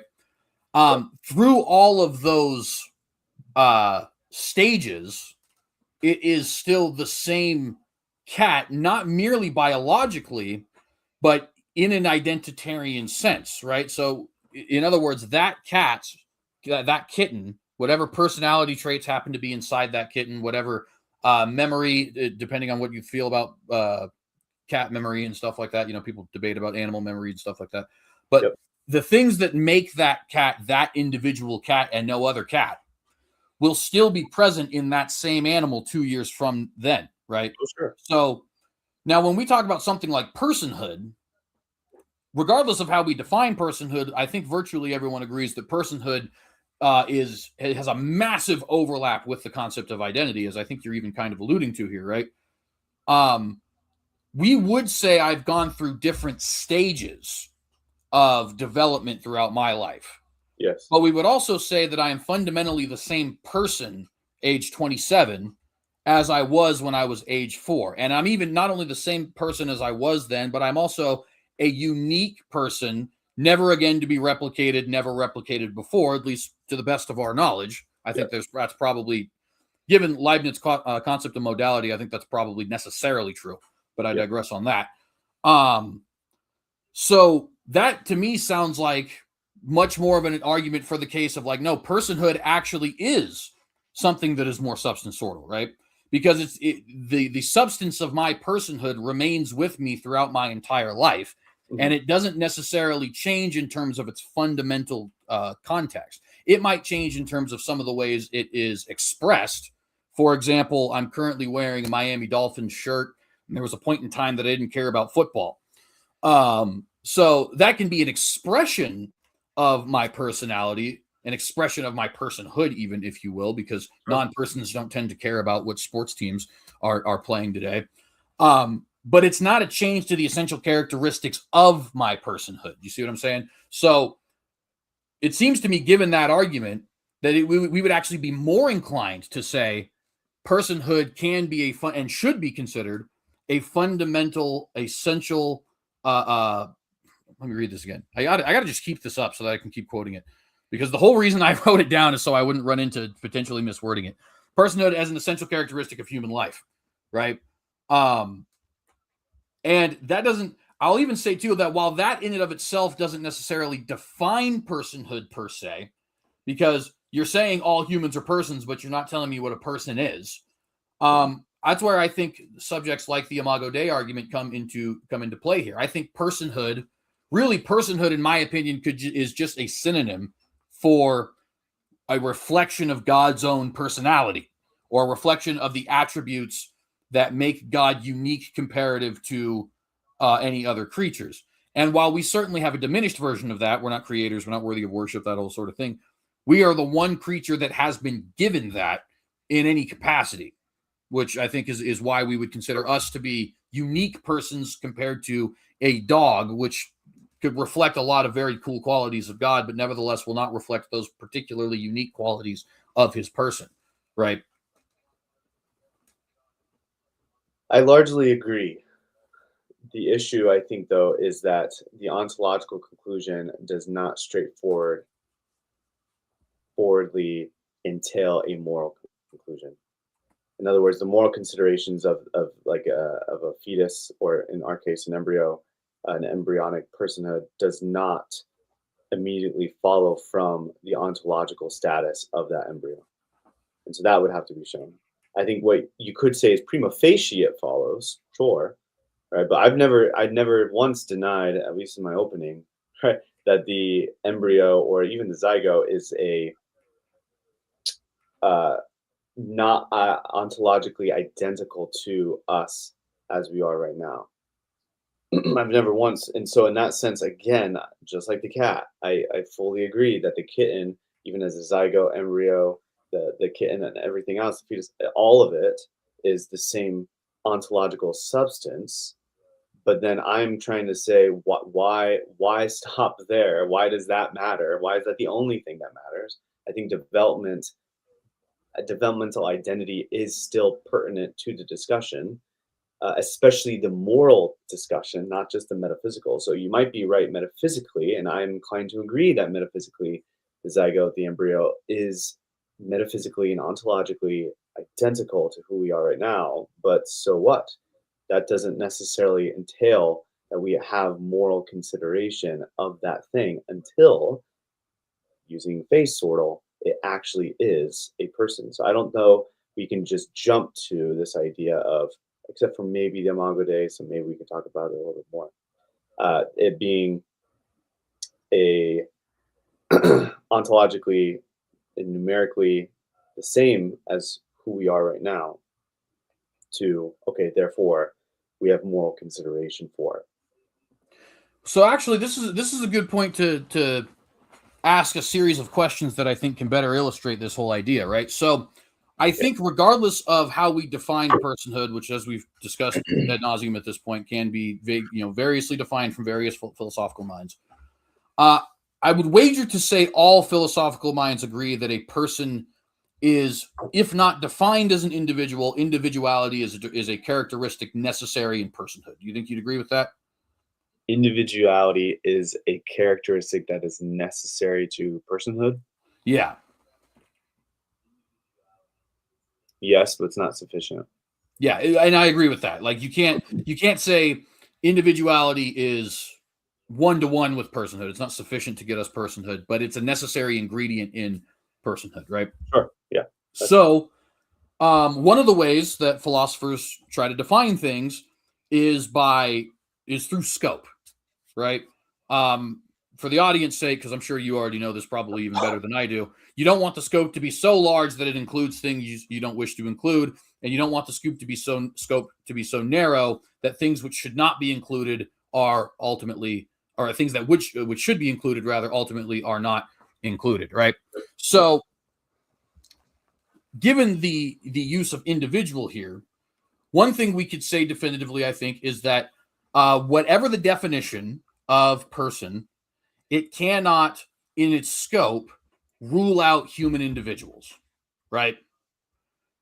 Now, the individual, the zygote is, I think you've even kind of just agreed there, is, at least ontologically speaking, a human individual, right? And it's even a unique human individual that will be ontologically identical to the human individual it will be at 33 years of age, 66 years of age, so on and so forth. So whatever our definition of person, it can't be so narrow as to not include that individual, because we've already established that individuality is one of the necessary ingredients of personhood, and that individual as an individual exists as a zygote. Like, for example, if you or I were to be aborted as at 5 weeks, then the individual that is CJ or the individual that is Colton would no more ever exist. There wouldn't be a new zygote that might come along and form that particular being, right? So we see there the elimination, potentially speaking, at least, of an individual mind, of an individual, even, of course, life, that one goes without saying, and so on and so forth. So how can we justify getting that scope so narrow that it doesn't include that individual, noting that we have already agreed that the scope must include, as part, not sufficient, but as part of its definition, individuality? And it meets at least part of this definition here. Perhaps I just don't understand. So maybe you have to explain a little bit more. I think for me, yeah, you might have to explain it a bit again, how you're using the idea of scope here. I just think that the embryo is a potential person, but of course you would disagree. You would say it's a person with potential, and I want to say it's a potential person because we can split the identity in the phases, right? Specifically, rights-based identity into our moral community into phases, whereas you would say, oh, no, no, no. So to me, the reason, I'm not just saying phase and you're saying substance and I'm saying, oh yeah, but phase. There's a reason why I want to split up in phases, because of, again, the moral community allows us to split up in phases. And so I want to say that the embryo, the zygote, whatever, even though, yes, it's a unique individual, human individual that's ontologically identical to the same 33-year-old that would be. Yeah. So sure, it was a potential person, but that doesn't guarantee, that doesn't commit me to saying that it was a person back then with potential. It all commits me to say is it was a potential person.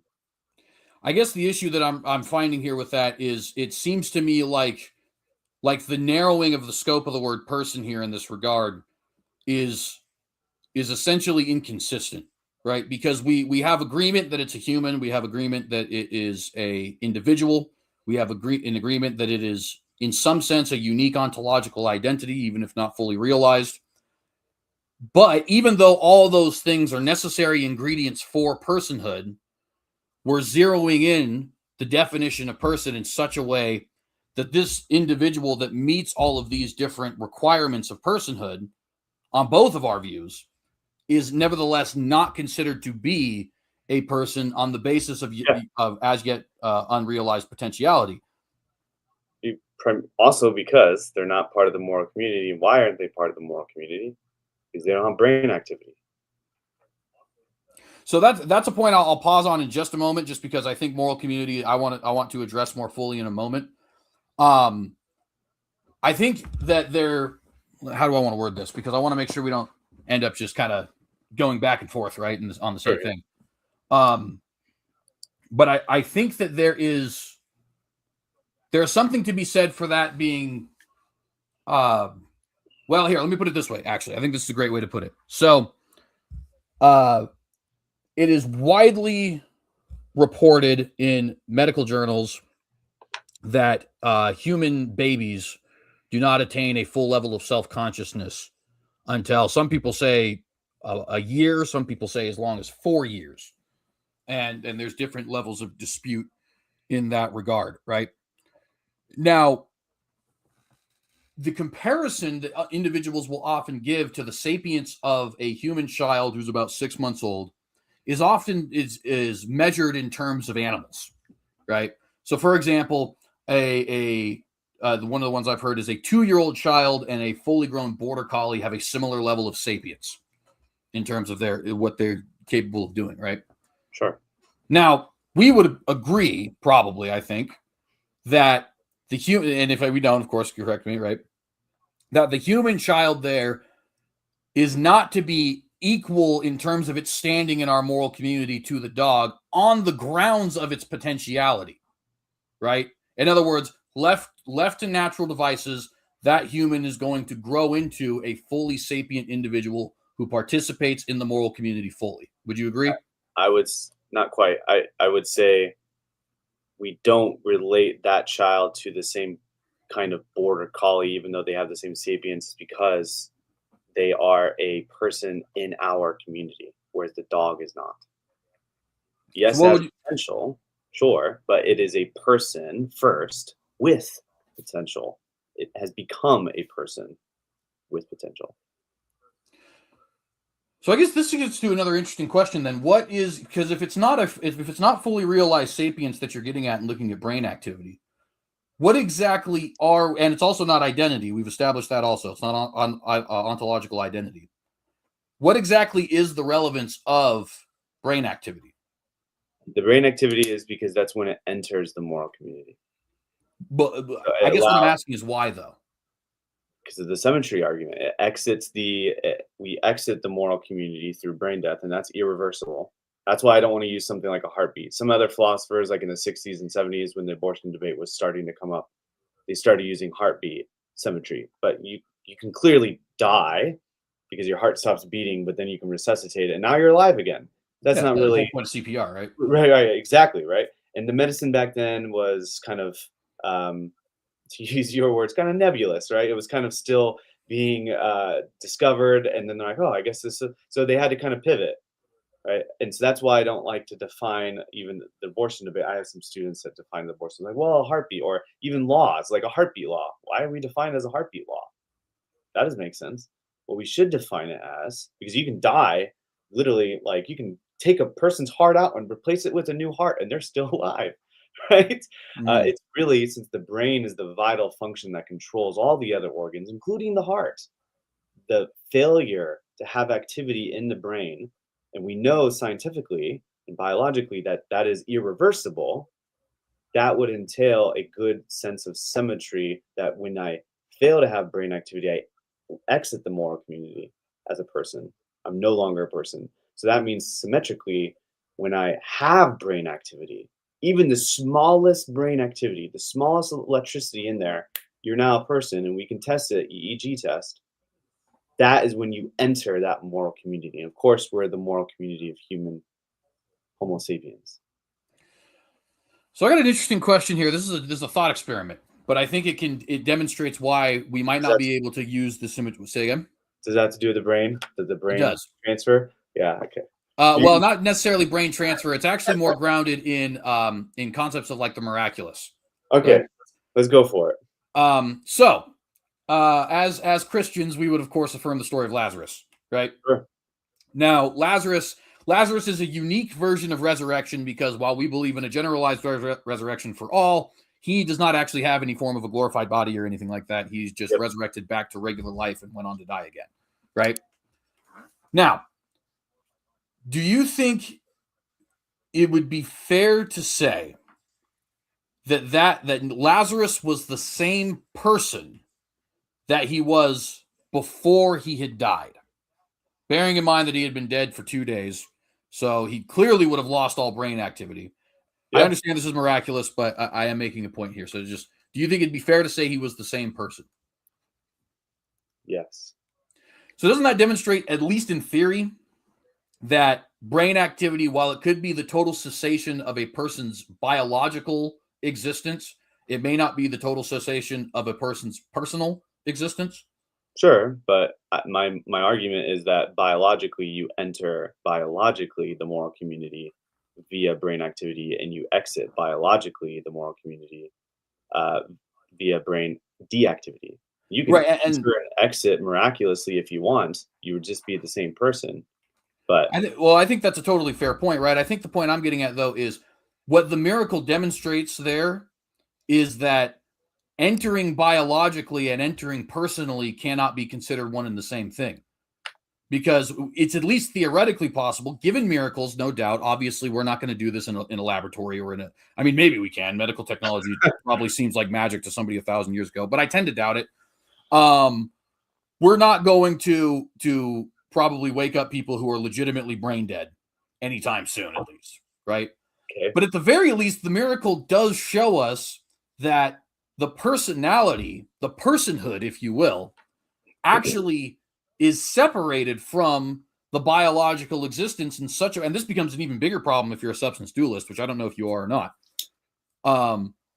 That the actual personhood of Lazarus pre-exists and survives brain death, meaning he's actually a person in some sense after brain death, and theoretically can be a person before brain life. You see what I'm saying? hold on, I'm just writing stuff down. Absolutely. Real quick, while he's doing that, guys, remember to like and share this video. Consider subscribing if you have not done so. Hit that bell to get notified every time we go live. We are going to be doing more conversations like this over on the Synagogue News. Obviously, the Watchdog itself is a political podcast akin to things like the Ben Shapiro Show and stuff like that. But it's always good for us to have discussions with individuals. I think that furthers well, I don't want to use political philosophy because I know you would separate yourself from a political philosopher, but it does further the conversation in regards to these very deep issues that ultimately impact politics in terms of morality or so on and so forth. So anyway, with that, looks like you are done. Go ahead. I think I'm open to the fact that, for instance, you can have an existing person after death, but I'm not open to the fact that you can have brain death. You can have an existing person before brain life. And here's why. Because after brain death, you would exist spiritually, not biologically. And the whole argument has to do with biology. Now, you can say personhood pre-exists before, brain birth, but then again, the symmetry argument and the moral community argument is going to say where, right? And I think, for instance, because of the symmetry from life and death, it has to be somewhere. I think brain activity is the best biological spot to place it because it is irreversible, barring miracles. It is biologically irreversible. And I think to a huge extent, scientifically, we have shown it is irreversible. We can maybe fancy some theoretical Frankfurt type magical counterexample, perhaps. So I don't know, maybe, but I still think, at least scientifically, that it is irreversible. We know the science behind it, why we cannot reattach to brainstem, for example. Maybe we can in the future, but even if we did, I would still say, okay, now you entering the moral community as a person again. Sure, as the same person, but nonetheless, you're entering it again. But then that doesn't tell us at all whether or not the entering of the actual moral community the first time isn't brain activity. It seems very clear that if you can enter and exit when you die, even if miraculously you enter it again, that doesn't tell me that. If anything, it's proving my point. Now you have brain activity again. Congratulations, God raised you from the dead. So every single time you enter it, you had brain activity, and every single time you exited, you fail to have brain activity. So I think the reason that I'm finding this to be an issue is I understand that the argument is stressing the biological reality. No doubt about that. I think that you've actually done a very good job of making that clear, I think. The problem I'm seeing is it seems to me like biological continuity can be interrupted without interrupting personal continuity. And if that's so, then it doesn't make sense for me to define a person as becoming a person given a biological milestone when the biological milestone may not actually have any direct correlation with a personal milestone. if you didn't hold to any sort of afterlife, would you Would you concede the argument here? That actually, to be fair, that is a good question, because part of this is, I think, based in I think maybe no, but it would depend. So you would have to change the thought experiment a little bit, because we obviously both accept the resurrection of Lazarus, but assuming I was an atheist, you could maybe say, hypothetically, if we had invented some wild technology that allowed me to take a person brain dead for 24 hours and zap them back to life, do you think that would be the same person? I think I'd be inclined to say yes, but then again, I'm not 100% sure. That is, I will grant you that that is a fair point, because now you're talking purely, well, potentially, at least, probably, we'll put it that way, talking purely naturalism. And maybe naturalistically speaking, there is no distinction to be made between person and the biology of an individual. So it's a good question. I'll think about it for sure.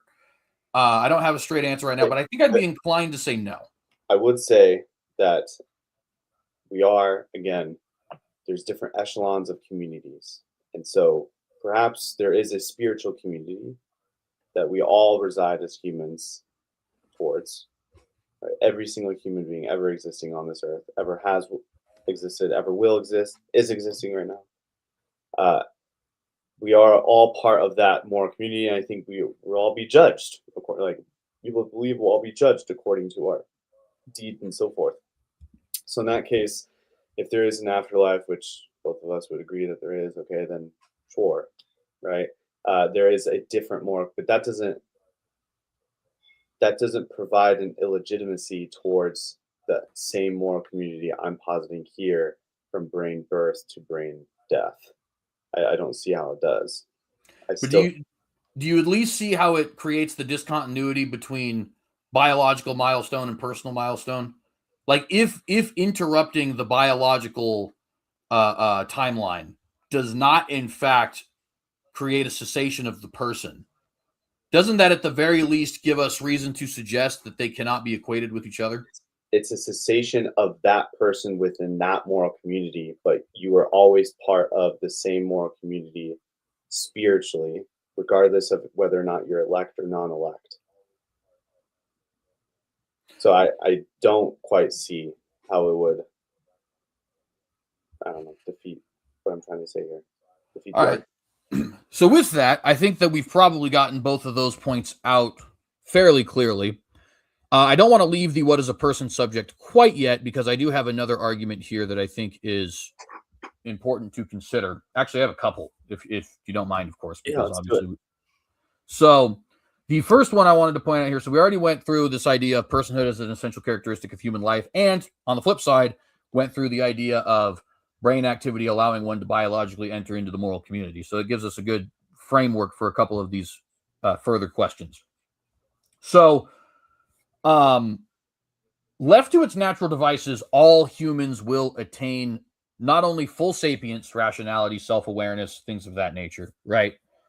But do end up being parts of the moral community, even if we don't define them as that already. And I think later on we'll find out that I would actually press the question as to whether or not, even if a fetus was not a person, whether or not it's actually part of our moral community. But we'll get there, because that's, I think, another subsection of this conversation. But the potential, if left to its own natural devices, meaning that it doesn't get sick or nobody kills it, or no complications in the birth, something like that, left to its own natural devices, the zygote at the moment of conception will become a fully realized person, right? And the reason I want to bring this up is because there is a difference philosophers often bring up in terms of the difference between something violating a principle or violating a rule in principle versus violating a rule in circumstance, right? So what do we mean by that? To give a kind of classic example, the purpose of food is to get sustenance, right? Now, cake violates that principle in circumstance, by which I mean like birthday cake, right? Because while you'll still be filled up, you're probably not going to be getting any nutrients and things like that. It's food, but it's not food that's actually meeting the biological requirements for for why we eat, right? Mhm. Bricks, however, violate the principle of food in principle, violate the rule of food in principle, if you'd like. To give another example, in case that one wasn't clear for people, a barren couple violates the goal of being together in terms of the biological goal of copulation. We'll put it that way. In circumstance, right? But a homosexual couple violates the biological rule of copulation in principle because there is no circumstance under which they can reproduce. There's no circumstance in which bricks can be something that sustains you. They're just simply not food, right? What we have in the form of the human zygote is something which doesn't attain sapience, doesn't attain the full breadth of what it means to have an imago Dei, maybe not fully morally responsible, so on and so forth. In circumstance, meaning as soon as the circumstance changes, that person will have full sapience, that person will be a part of the moral community, that person will have the ability to rationalize and things of that nature. Whereas something like a dog or a chimp or a brick or a goat or a tree or whatever violates the concepts of moral community and personhood in principle, right?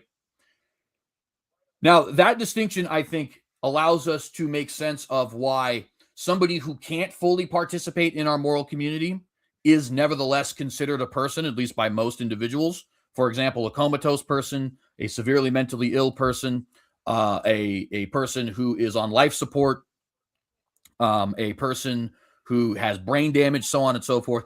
These people, because of circumstance, are now no longer able to participate in the moral community in the same sense that you and I can, right? But we recognize that that is a violation of concepts of personhood and moral community in circumstance, and had the circumstances been different, that person would in fact possess all of the necessary characteristics of any other member of the moral community. Whereas we would not extend the same sort of rights, at least most, there are certain philosophers who would, to like a chimpanzee, because a chimpanzee violates the concepts of moral community and of personhood in principle, right? So go ahead and interact with that a little bit, and we'll take this organically like we did the previous one. I think I agree in principle. See what I did there? With the distinctions of in principle and in circumstance.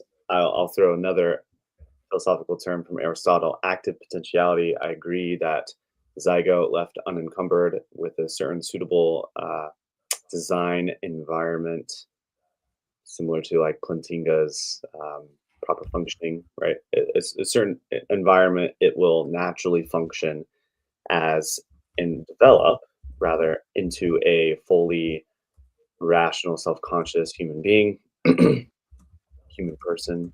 And so in principle, for sure. And then in circumstance, as it is right now. Yeah. So I mean I get, but I'm gonna say that the zygote, something further. I agree that the zygote even has the active potentiality to become a fully fledged person in this society. If, and of course, you might want to say, like a pro-conception advocate might want to say, oh, it already is, right? I just don't see how these distinctions do anything with the brain death argument. I don't see how they defeat the brain death argument, or show why the brain death argument is necessarily flawed. I think I can accept the distinction fairly easily without being scathed. So I think the reason why they would create problems for the argument is because things that violate in circumstance are nevertheless still defined as the thing whose rules they violate in circumstance, right? So this is why I use like the brick example. A brick, Yeah, because it violates the concept of food in principle, is not food. Cake, even though it violates the purpose of cake in circumstance, is nevertheless still food. A married couple that is barren violates the concept of when they copulate, they violate the purpose of copulation in circumstance, and therefore we don't consider their copulation, their maritals, to be invalid. yeah, But I think a homosexual couple, since in principle they would violate such a concept, we might consider their union to be invalid just using natural law, excusing even divine revelation and stuff like that, right? So okay, since the fetus only is violating concepts of moral community and personhood and so on at best, which, by the by, I don't think I would grant that, but for sake of this argument, I would. Since it violates those concepts at best in circumstance, it is not violating those in such a way that you can't define it as the thing which it is violating. In the same sense that cake is food, and in the same sense that that barren married individuals are still married, we can still say the fetus is a person or is a member of the moral community. Whereas in the same way that a brick is not food or a homosexual couple is not a married couple, in order for you to say a fetus is not a person, I think you would have to demonstrate that it violates concepts of moral community and personhood in principle. I would fully agree that the fetus is a person after 6 weeks. So even the before 6 weeks point, though, right? Like, I think that is still only a violation in circumstance, because if the circumstance changes, for example, if the fetus continues to grow, then it will be considered a member of the moral community and will be considered. Sure. So don't you see how, given that distinction, the you don't have justification for identifying, even if it's not actually a person yet. I don't think you have justification for identifying the 2-week-old that has no brain activity, 2-week-old zygote that has no brain activity, as not being a person, given that it is merely an in circumstance violation of the concept of personhood. Nor do I think you have justification to say it's not a part of our moral community, given the fact that its access to our moral community is merely in circumstance and not actually in principle.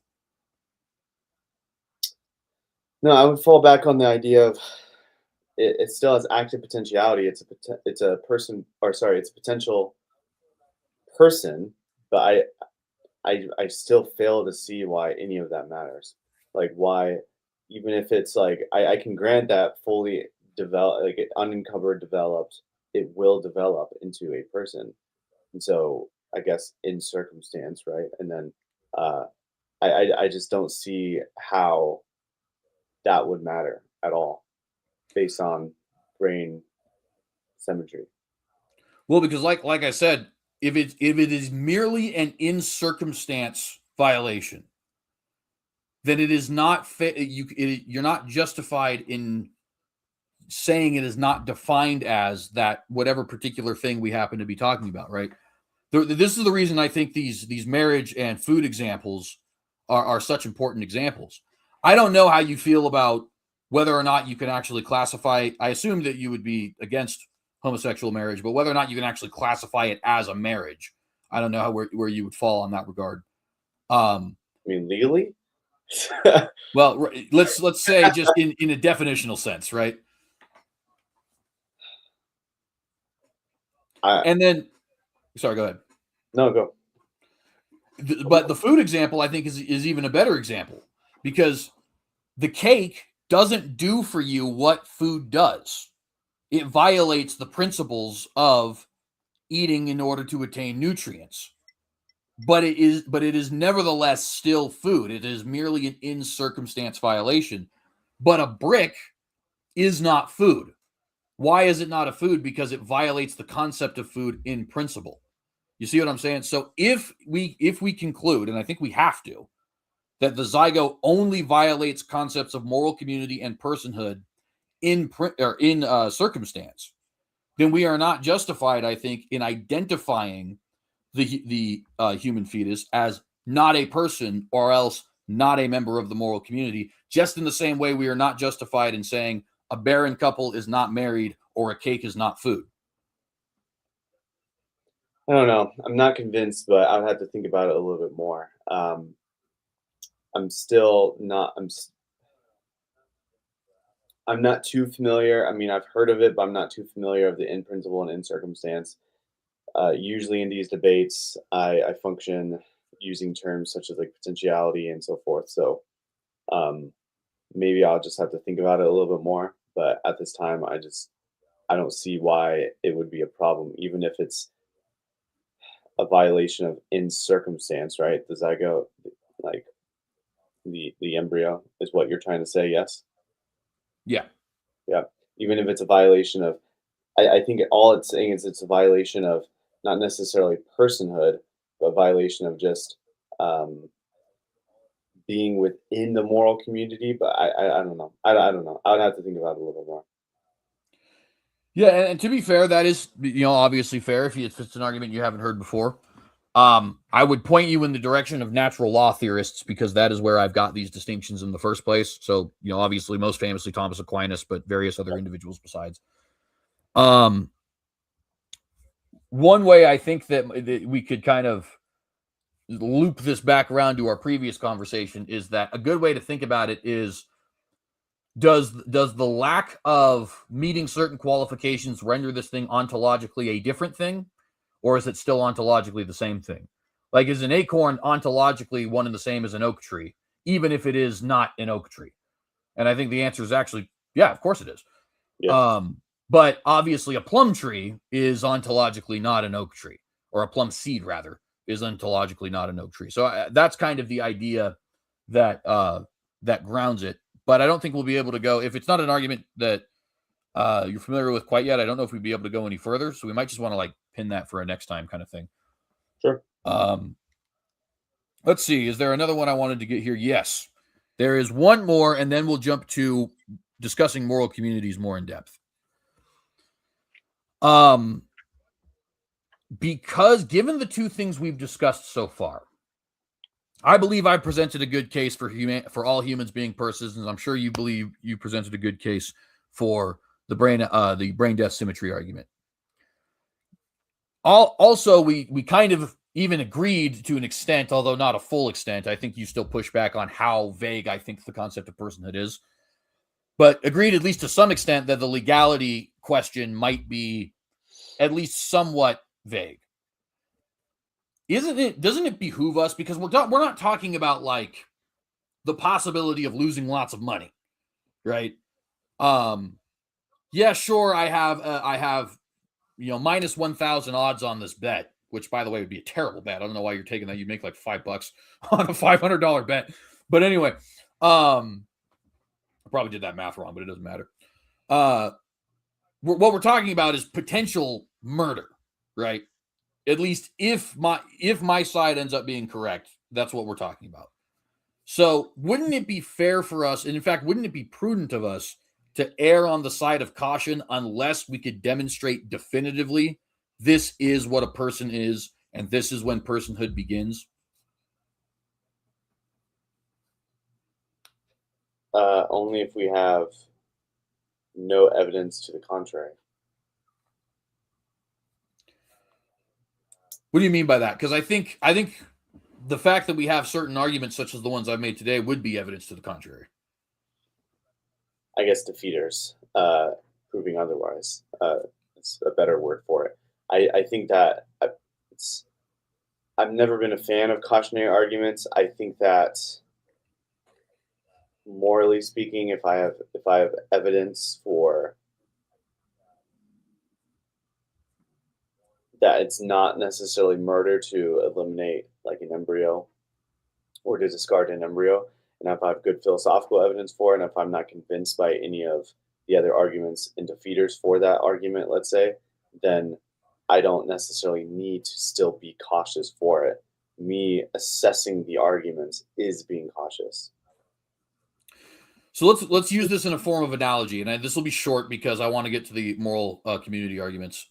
But I think that, so hypothetically speaking, let's say I've set up a situation. Let's say I'm Jigsaw, and I've set you up in a situation where I'm going to allow you to press two buttons, and on one button, you would simply go free. We'll just put it that way. That'll be a good one. You just simply go free. On the other button, you go free and you make $1,000. But it's possible that you kill somebody in the room on one side. So the door opens on the door on the right side opens. You will be free, and you'll even get $1,000. But you might kill somebody. Now, notice I say might, because I'm not telling you definitively you will kill somebody. I'm simply saying, is the reward worth the possibility that you might kill somebody? Given that circumstance, I would argue that it is wise for the moral person to operate on the side of caution, knowing that, sure, they may not get the reward, but they still get to be free. Press the button on the right, go free. There might not have been anybody in the execution room, but now just in case there was, you're not responsible for murder. Sure. Right? And I think that's a very analogous situation to what we're talking about right now, because we can't prove definitively either of our theories of personhood to be correct. We certainly believe, each of us, that we have good evidence, right? But I think you'd be willing to grant, and even I'd be willing to grant, that it's very possible that evidence could be wrong. Mm-hmm. So it seems to me like, just because, since the stakes are so high, we're talking about potentially committing murder. Because the stakes are so high, I would want us to err on the side of caution of, look, I would rather maybe not get the full benefit, which in this particular case might be having to go through a pregnancy or raise a child or something like that, but still have a guaranteed clean conscience, versus, well, maybe I have a clean conscience, but it's also entirely possible that I don't. You see what I mean?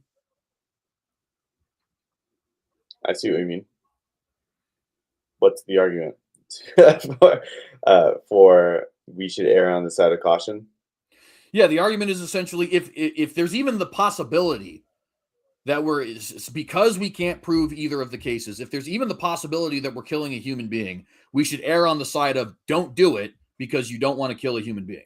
Yeah, I'm not saying, let's say, a couple who struggles through IVF and they have maybe 3 embryos, they have 1 implanted, and now and it worked, let's say, and then you have two left, 2 embryos. What do you do with them, right? I'm not saying that without reason we should just discard them no matter what. I think that there are better options than to discard. For instance, donations. Now, not everyone agrees, right? Some people would say freeze them indefinitely. And maybe that is the case. Maybe you can freeze them. And then, of course, after you freeze them, you can, I don't know, use them perhaps the same. Or if you can't use them because menopause or what have you, then with your significant other, then perhaps donate them. So I'm not saying discarding the embryos, for instance, should be the very first thing that we do. So in that sense, I would say, yes, we should err on the side of caution. What I'm saying, though, is that if we were to kill that, or eliminate, discard the embryo for a reason, I'm not morally blameworthy for it. I'm even willing to suggest, although I'm saying this with a grain of salt, that it might be considered killing. It might be considered a wrong, all things considered, but I can't be blameworthy for them still. Because, of course, just because one does a wrong doesn't necessarily mean you're blamed for it. And so, though I'm less committed to that claim than the others. So I think, yes, I hear the cautionary argument, but I don't think in these matters, the couple, for instance, struggling with IVF, or perhaps even the rape victim who realizes that she's pregnant and 5 weeks down the line before brain activity, should we automatically just get an abortion just right then and there? The answer is no. The answer is I don't think that should be the very first thing that comes to mind. All I'm saying is that if we were to discard it, eliminate it, then that doesn't necessarily mean that they are blameworthy for it. Well, let me ask, in the situation, the analogy I gave, assuming you pressed the button, took the money, and walked out the door, given that you did not know whether or not you were killing another human being, do you think you'd be morally blameworthy simply for pressing the button, even if no human being were killed? Because I would argue yes. I would argue that the fact that you were willing, at least, to potentially kill a human person, even if you didn't, would make you morally blameworthy. If you knew it was a person? No, I'm saying, like, take that analogy, right? You have the 2 buttons. Remember, right one, you go free. Left one, you go free, but with $1,000, and it's at least possible that you kill a person. I don't tell you whether or not you're killing a person. Yeah. Let's assume, for sake of argument, that I have not put a person in the execution room. You don't know that. You press the left button anyway, take the money, leave. You never will know whether or not you killed a person until you meet God himself, right? Do you think you would be morally blameworthy for taking the risk I might kill a person, even if I don't know that I did, and even if in reality, unbeknownst to you, but fully beknownst to me, you in fact did not kill a person? Because I would argue that the intent behind that, the I am okay with doing this potential argument, right, is itself something that is morally blameworthy, even if it turns out you did not actually kill a human person. No, I don't think it follows. I think it doesn't even follow that because I choose to do the $100 and the potential is there, that I'm okay with it. I would just say all things considered, I don't have any evidence to the contrary, and I'm being I should be judged based on what evidence I have. If I don't have any evidence for it, all things considered, I think I would plausibly, I don't know if I would, but plausibly, because I'm not in that situation, and of course, being in the situation actually is different than being in the situation theoretically. So I don't know, just like the trolley problem, but I don't see why I could be still blameworthy for even thinking about taking it. Well, I think it's because of the fact that you don't, number one, you don't have to, right? It's in this particular situation, you've gotten to the end of the rope, and there's no real negative in you not to. I mean, you don't get the money, so you don't get the benefit, but like, Sorry, is it that you walk free or get $1,000 potentially kill somebody? so yeah, in either situation, you walk free, but the left situation creates a moral dilemma where you get to walk free with the money, but Yeah, you might have killed somebody. I think in that sense, because if they say those words, being very technical here, you might kill somebody in the sense of alluding to a person, then I would more than likely walk free. See, and I think you should, but my point here, I think, is that, and this we'll end this here. I'll let you get the last word. But my point is, assuming you didn't, assuming you pressed the button, and there was actually no person in the execution room, you get to walk free, you get to take the money. I would argue that because you had reasoned in your mind, okay, I'm okay with the possibility that I might kill somebody in order to get this money. I would argue that that is in and of itself something that's morally blameworthy, even if you didn't actually kill anybody. And I think you see arguments like this in, like, for example, the Sermon on the Mount, where it talks about the intent behind something, right? Yeah, To even have be angry at your brother with unjust cause and stuff like that. The intent behind a thing is relevant in this particular situation. And if you're okay with it, even the possibility that you might have killed somebody, and in this case for you, I guess it's just a 50-50 in this example, which I grant maybe won't be the case in our direct example, fully granted, but that does leave you with a problem of I had the intent to take a human life, at least potentially, knowing I would get some kind of reward for it. And I think that in and of itself is blameworthy, even if you didn't kill anybody. The intent to take a human life for reward is blameworthy, in other words, even if no human life was taken. yeah, I see the point, but again, with absence of evidence, then I don't see what the issue is.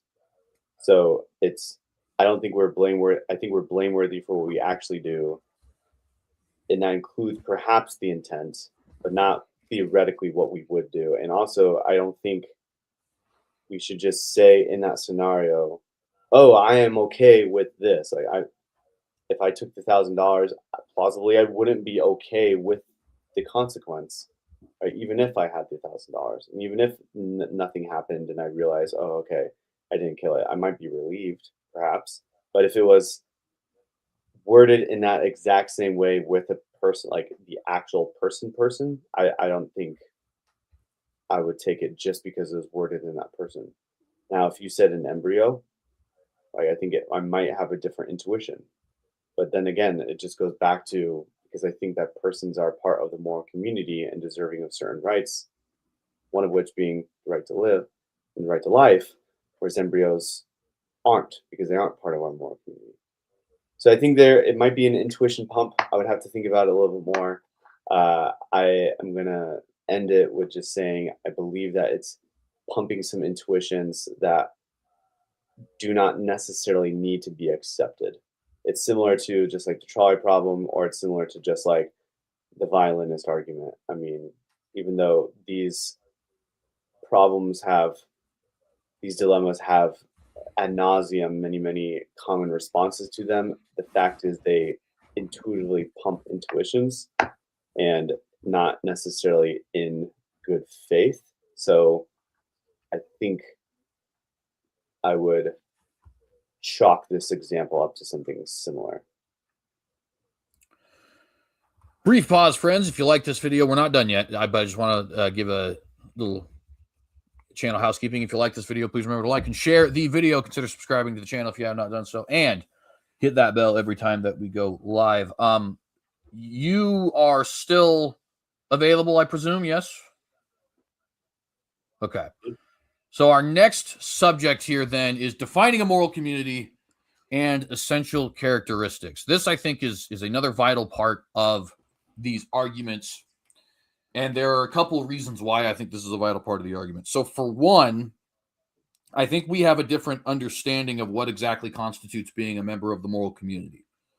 So I would, for example, actually argue that my dog, my pet, is a member of the moral community in so much as that I have moral obligations towards him, right? He does not have any moral obligations of his own. He does not participate in the moral community as his own agent, but he is the recipient of my moral obligations and therefore can be said to be a part of my moral community, right? And I would make a similar argument as it pertains to the fetus, even if it were to be concluded that the fetus before brain activity were not a person. I would argue that the fetus can be considered a part of the moral community in so much as I have moral obligations towards the fetus, and therefore it is the recipient of said moral obligations, which only exist within the moral community. Now, one might reasonably ask the question, where do such moral obligations come from? And in fact, in our back and forth, I think you did actually ask, where do such moral obligations come from? And I would argue that these moral obligations can be deduced both through divine revelation and through natural law.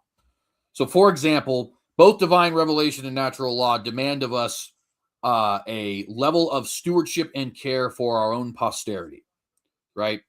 We see this in Scripture, for example, when it says he who does not care for the members of his household is worse than an infidel, or talks about fathers don't provoke your sons to anger, so on and so forth. And we also see this via natural law in so much as that the overwhelming majority of creatures are driven by the need to care for their own posterity and thus keep the species trudging along. Now, that is, of course, not true for all creatures. The creatures who it is true for, we could obviously get into if need be, but I don't think it would be necessary, especially considering those creatures tend to have very rudimentary minds anyways, or brains, but I digress. But in order to preserve the species, in order to preserve a heritage, in order to preserve your own line, your own inheritances, and so on and so forth, we see naturalistically an obligation to our own posterity. And we even are prone to extend this obligation to posterity in various ways. For example, we extend our obligation to posterity to the posterity of our posterity. What do I mean by that? My grandkids, if I ever have them, right? I have a moral obligation to my grandkids, even though they're not my kids, because that's an extension of the rule that I have an obligation to my kids. I have somewhat of an obligation to your kids. Now, obviously, in this particular situation, you live in Arizona and I don't, so that would be very difficult. But hypothetically speaking, even if I did not know you, were your child to be in danger of some kind, I would argue that I have a moral obligation to care for that child simply on the grounds that they are the tribe's posterity. Even though they're not directly my posterity, an extension of the law that I need to care for my own posterity is I should care for the posterity of the tribe writ large, right? A secondary thing that I think grounds the obligation for towards the fetus is an obligation to preserve innocent human life whenever and wherever possible. So as an example of that, I think it's, we'll have to go to the Genesis 9:6 example for this, but I think that it is clear, given divine revelation, that we are not to be taking human life again. Genesis 9:6, which, by the way, I would point out here, uses the word Adam. Now, Adam is a general Hebrew word for humankind. It's not man like Ish, right? Ish is the word for man. It's man in the sense that we might say mankind, humans. So a more proper translation of Genesis 9:6, if you wanted to be strictly technical, was whosoever sheds a human's blood, by a human shall his blood be shed, for in the image of God made he humankind, right?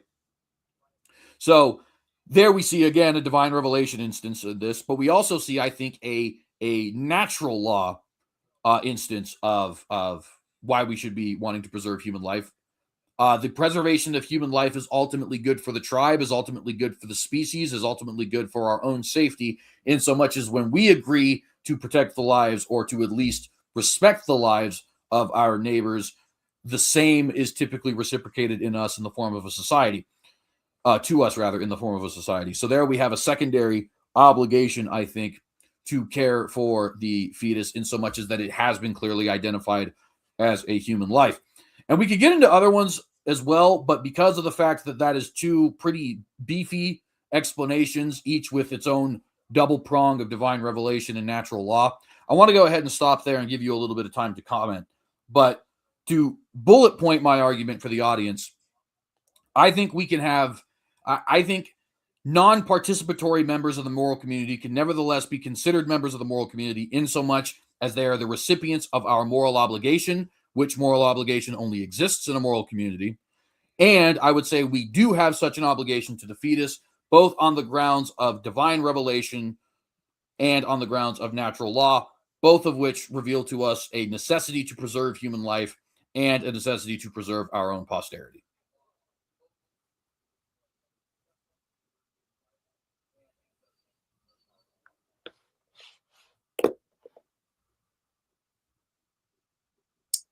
I agree that non-participating members of a different community can be a recipient of a member of another moral community, but that is subjective. So maybe you can expound on that a little bit more. There's no such obligation that's necessitated by that, just in the same way that God is not obligated to humans in preserving life of humans. We know this because, again, he just destroys human life. In fact, he is the number one killer of human life in the entire Bible. So, to me, I think this idea of moral community, in my version of the moral community, not yours, CJ, allows for that fact better. That God can still be a killer of moral or of human life, because he has no such obligation to us. And if he does, it's because of the sheer mercy and grace that he bestows upon us, just like you have sheer mercy and grace that you bestow upon your dog instead of eating him, let's say. Right? Because technically, I think the legal rights and legality and culture rights across, I think a dog could be a good meal, to be honest. Depends on the dog, right? But I think it's pertinent to understand that. I don't see why there's an obligation necessarily here. Yes, a non-participating member can be a recipient, but sure, right. And then you say obligation to preserve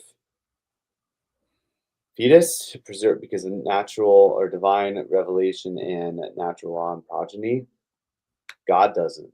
So why would that be natural? I mean, it could be natural law, but even if it was, it probably because of we are horizontally part of the same moral community. We have an obligation to preserve our progeny if they are a part of our moral community. But then we would have to go back to define, okay, when did they become a part of our moral community? We already talked about all that. You're going to know exactly when I'm going to define a person being and entering our moral community. You're going to disagree, right? And so I think though it just backsplashes right into the conversation. I think the previous conversations that we've been having for the last 2 hours, I think that yes, we have an obligation, but only to those who are part of our moral community. And once again, it is God that allows us to see that very, very clearly. The Genesis 9:7 verse, I think again, if that mankind is part of our moral community, which again, the context of it arguably shows that to be the case, then sure, I absolutely agree. You should not kill without reason, bloodshed, or whatever, someone that's deserving of rights, of course, because they are part of our moral community. Um, barring a criminal who's raped 17 kids, presumably they deserve death and they don't deserve the right to life anymore. So they strip their personhood away. But I don't think the verse is talking about that. And so to me, again, we can just interpret the verse back and forth all day long. Same with the natural law and the natural revelation. I get that you think that that's where the obligation comes from, but to me, the obligation comes from being within a moral community, and that is what grounds it. And so, basic part of our thread back and forth on Facebook was I was trying to show you, like, you can just say that this is because of divine revelation, because God says so, and because of natural law and progeny, because God created us that way. But then it kind of proves my point and makes it less arbitrary than yours, in the case that the reason why he can just dictate that to us is because he's not part of our community. He's on a different ontological community than we are. And in fact, he, being our creator, has that right to do that. And being our creator, has the right to not show favor on any of us and to just annihilate us if he so pleases. Why? We're not part of the same community. But then if an embryo isn't part of the same community, as our discussion last like 15 minutes ago, I'm not saying the first thing we should do is like, oh, let's just eliminate them for sure, right? We shouldn't. I think there is caution, as we discussed about. But if God isn't blameworthy necessarily for eliminating whole civilizations because of potential mere land disputes, because of his chosen people, then I don't see why at all we should be held blameworthy for eliminating perhaps even one embryo then it doesn't have brain activity and the potential to become a person at that time. So I think there's a couple problems for me. So the first is I don't think that God's uh prerogative, for lack of a better term, to be able to do what he wills with human beings is to be grounded in moral community. And in fact, the more I think about it, the more I think I actually don't agree that God is not a part of our moral community, at least in our broadest sense. The broadest moral community we are a part of is the moral community of humanity. And I would just simply argue that God is not separated from that moral community, but is simply its head. I don't, one of the issues we ran into in our conversation on Facebook is that it almost sounds to me like you think a person in authority must in some sense be separated from the moral community. And I don't think that's true. I think authority I, in and of itself. I agree, but I did use the word ontological. And so he is separate ontologically, but I would agree that I'm not saying that authority is separated. So I just want to make sure that's clear. Okay. Well, and fair clarification. To the greater point here, though, in terms of authority, so I think that the reason God is able to do the things he's able to do is strictly grounded in authority. Now, for some background for those who don't know, I am a traditionalist in the vein of Edmund Burke and Russell Kirk and those individuals. And I think hierarchy and authority are both naturally and organically occurring and virtuous in and of themselves in so much as they have their own natural virtue, right? So, like, as an example, the authority that I have as a father is significantly greater as it pertains to my child than the authority that my brother has as that child's uncle. And his authority is nevertheless greater than the authority his friend might have as just another adult, which is nevertheless even still greater than the authority that his friend's son might have as another child. You see what I'm saying? And so the child my child, I have a certain level of authority just naturally arising over that child by virtue of the fact that I sired him. And in a similar way, I think that God, he doesn't have to be separated from our moral community per se, even if he is, right? Because there is a virtue in his authority, a value in his authority, in that he is the creator, and therefore that authority just naturally arises. The fact that he has created life out of nothing gives him the natural authority to take life, whereas we would not necessarily possess that. Now, what authority do we possess? What authority arises naturally for us? I would argue it is that authority that only comes out of natural law or divine revelation, which things should agree with each other.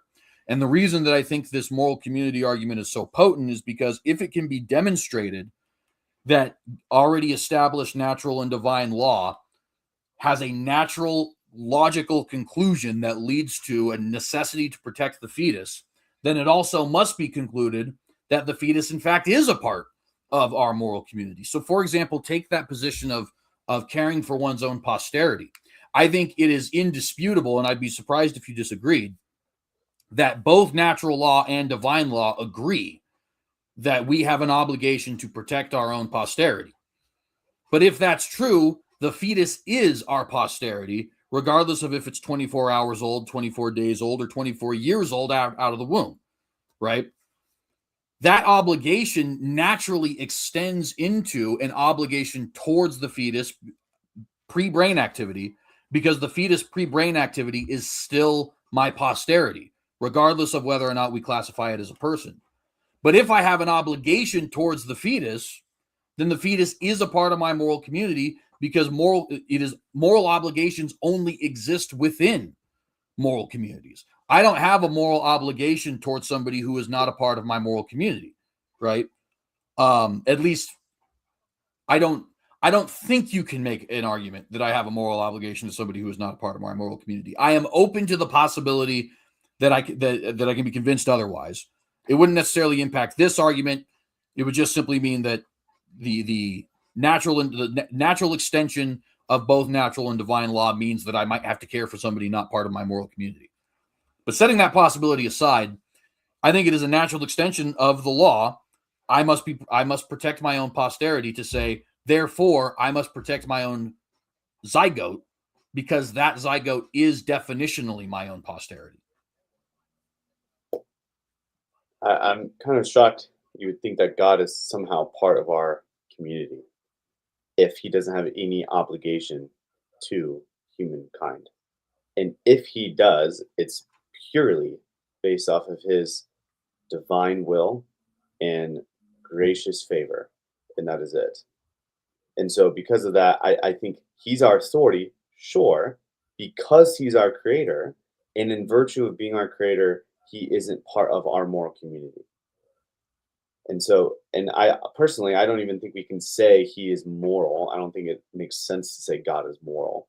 I think he is worthy of praise, but that's in my mind different than being praiseworthy. So, I mean, we don't have to go down that bunny trail, but uh, yeah. So in virtue of being our creator, he isn't part of our moral community, though he can interact with it and sometimes perhaps enter in it, and we see this in the person of Jesus Christ. But he is a person, and he is ontologically distinct, and residing in an ontologically distinct community of persons than we are. And so I think that's very, very obvious to me, extremely obvious. So I also want to say that technically, yes, he can create something out of nothing, but in a sense, being many image bearers, we can kind of create something out of nothing too. Obviously, not in the same ontological broad sense, but I can think almost wholly of an idea that's original to me, and I can put it on paper. I can create something that's never been created before, even if I do borrow from things that I've seen before. And so that is a mini way I can show my creation out of nothing. And technically, even the zygote, embryo, fetus, infant isn't necessarily created purely in a strict sense out of nothing. In another sense, it is. You take two things that have two different ontological identities, and then you combine it into one distinct, unique ontological identity. And I think that is creating something out of nothing. So I, I, I just want to, that's kind of an aside. I just wanted to make sure that we're on the same page. And then finally, for progeny, sure, I do think we have the ability to protect our progeny, or we have the obligation to protect our progeny. But why do you think I think we have the obligation to protect our progeny? I'm almost positive you will know exactly what I'm going to say, CJ. Probably because you think they're a part of our moral community, right? Because I think that they're part of our moral community. So we have the obligation, yes, to protect our progeny if they are part of our moral community. But before then, like God, right, we don't have an obligation to humanity as a whole because we're not even part of God's community. And if we are, it's only because He allows us to be a participant of His community and vice versa because of His gracious favor. Well, in the same way, I think this can follow even via natural law. So I don't see positing natural law, protecting progeny, and so forth, caring for members without qualification. It sounds nice, but with qualification, I think we see that all falls back on the idea of a moral community. The obligations are founded on the moral community. So I almost think that kind of begs the question, because the argument that I'm making here would say that, like I said, moral obligations, I think, only exist within a moral community. And if that is the case, we have a flat law that doesn't come with qualifiers, at least initially, of a need to care for posterity.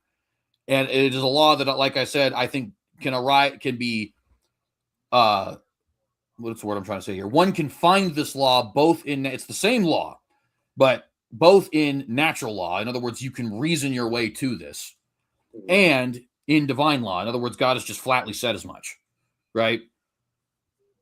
Given the fact that I have a command that I have to care for my progeny, that I have to care for my posterity, well, the fetus is my progeny, and therefore it is the recipient of my moral obligation. If it's the recipient of my moral obligation, it becomes a member of the moral community. So it doesn't suffice to say, yeah, but that's not true because it's not a member of the moral community, because my argument is actually trying to demonstrate that it is. You see what I'm saying? So it's almost like, in order to refute the idea that this argument could demonstrate they're part of the moral community, you're just assuming that they're not, in fact, part of the moral community, which seems to me to be begging the question. I'm not assuming it. I would just posit the brain death argument as to why they're not part of the moral community.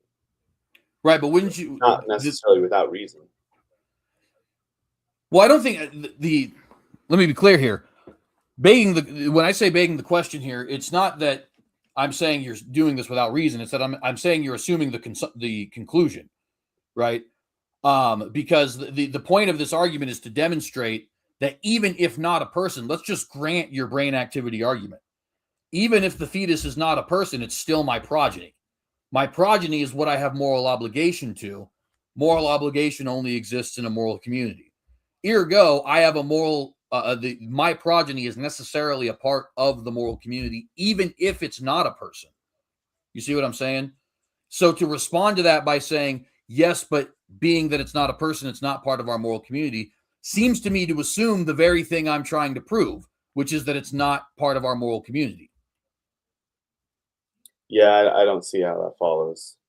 And maybe it's late and maybe I'm not thinking straight, which is possible. But I see it as you want to say we as natural law have an obligation to protect our progeny, yes? Yes. And I say I agree only if they are part of our moral community. Right. And then that's it. That's all. And then of course the brain death symmetry argument gives a reason, an independent reason for why, even though they are our progeny, we don't have an obligation towards them unless they're part of our moral community. So let me try and break this in kind of bullet points, because I do happen to think, I don't want to brag or anything, but I happen to think this is one of the the better arguments that I've heard on this particular, and to be fair, I can't brag that much actually, because it's not even my argument. I got it from but nevertheless, so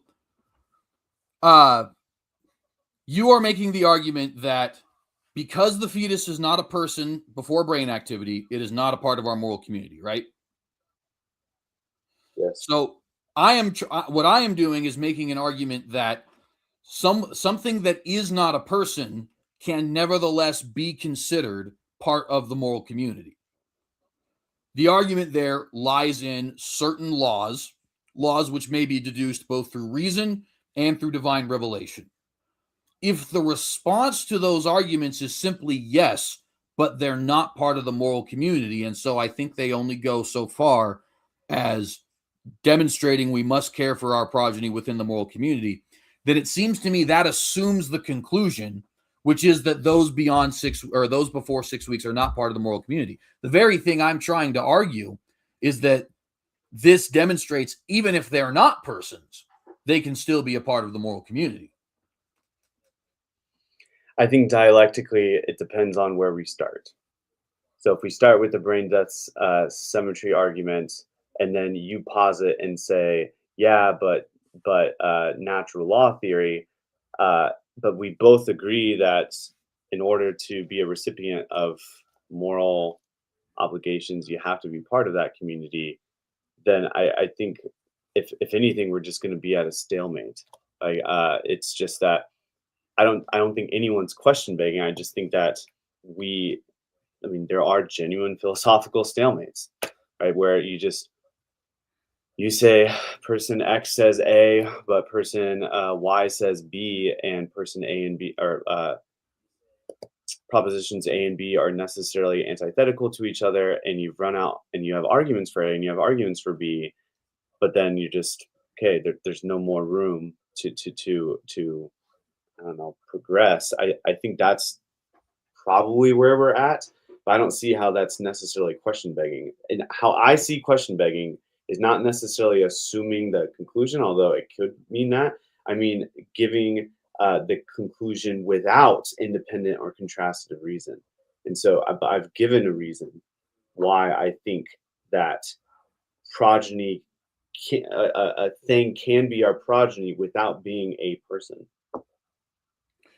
So let's approach this one other way, and then I do recognize it's getting pretty late, and actually it's even past midnight where I'm at. So we'll stop here, but I'll give one more kind of example that I think you might even be inclined to agree with, but we'll see. Okay. So I have made the argument as it relates to this that, like, for example, my dog is a member of the moral community, and I've said that he's a member of the moral community in so much as I have certain obligations towards him, right? And I would deny that because your obligations were given to you of your own free will, but you didn't need to place those obligations towards him.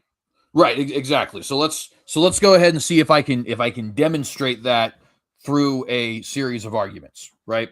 First and foremost, let's make sure we agree on something, because this might be pointless if we don't. Do you agree with me that moral obligations only exist within the moral community? To each other?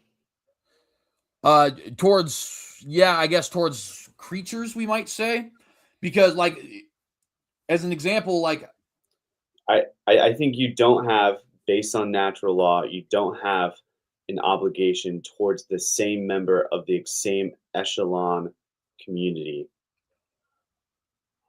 and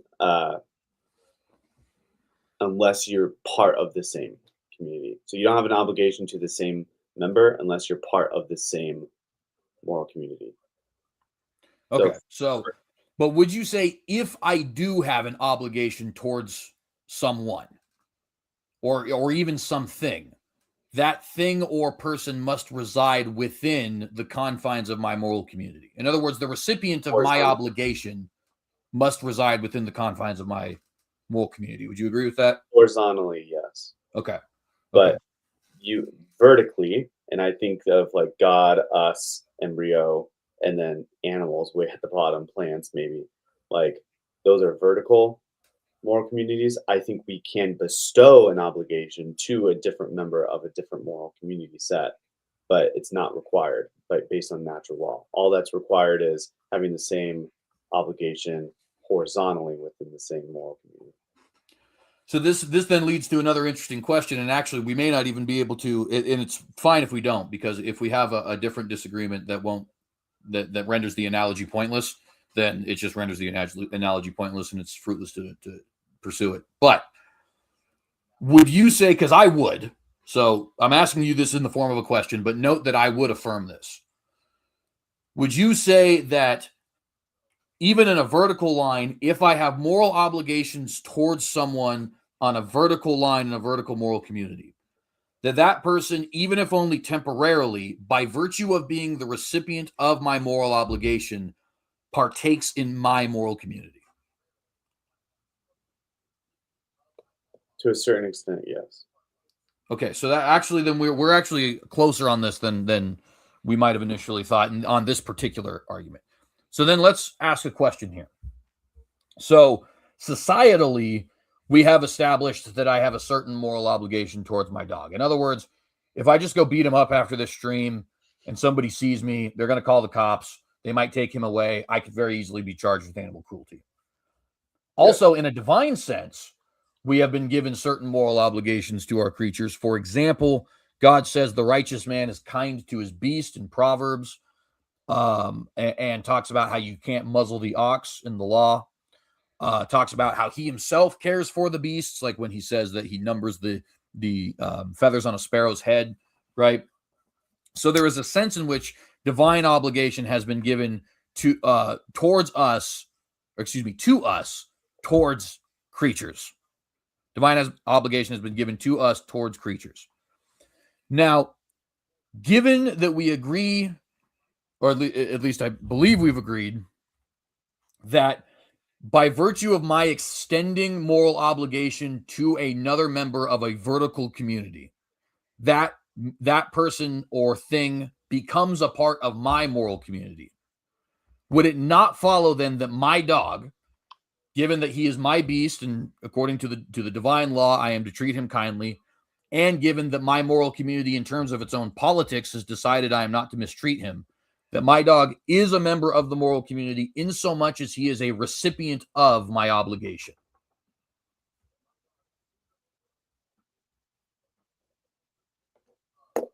That question? Sorry.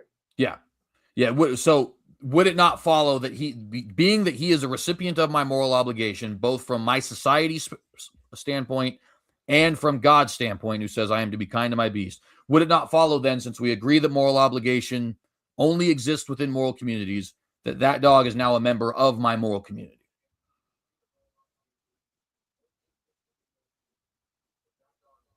I don't know if I would deny that he partakes of goods within the moral community, but he's still not within the same moral community ontologically.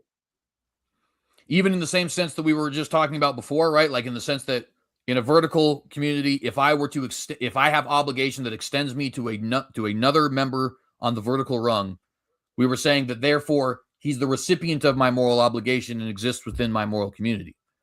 Wouldn't that apply in this case?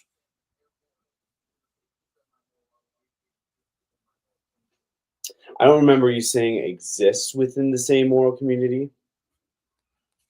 I think I would, and if I did, I apologize. I would take it back and just say you can be partakers of the goods of that moral community, because again, I'm going to deny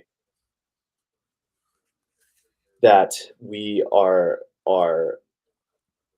in the same ontological community, that we can exist in the same ontological community as God. We just cannot. Even in the afterlife, even in heaven, we will never be able to be on the same ontological community as God. Never. But even given the assumptions you're working with there, and I'm not using assumption in a negative way there, it's just merely as a given that I believe this is true, therefore, that's all I mean it as. Given the assumptions you work with there, though, part of what you're saying is that God doesn't have obligations towards us, right? He doesn't. Exactly. But in the case of my dog, I have both divinely given obligations. The righteous man is kind to his beast. Don't muzzle your ox, etc. And I have societally dictated obligations. If I go beat up my dog, somebody's liable to call the cops and I could be charged with animal cruelty. So the dog is actually a recipient of my moral obligation in a way that is not analogous to God. Given that circumstance, doesn't the dog have to be part of my moral community? And if he's not, how can I have moral obligations towards something that is not a part of my moral community?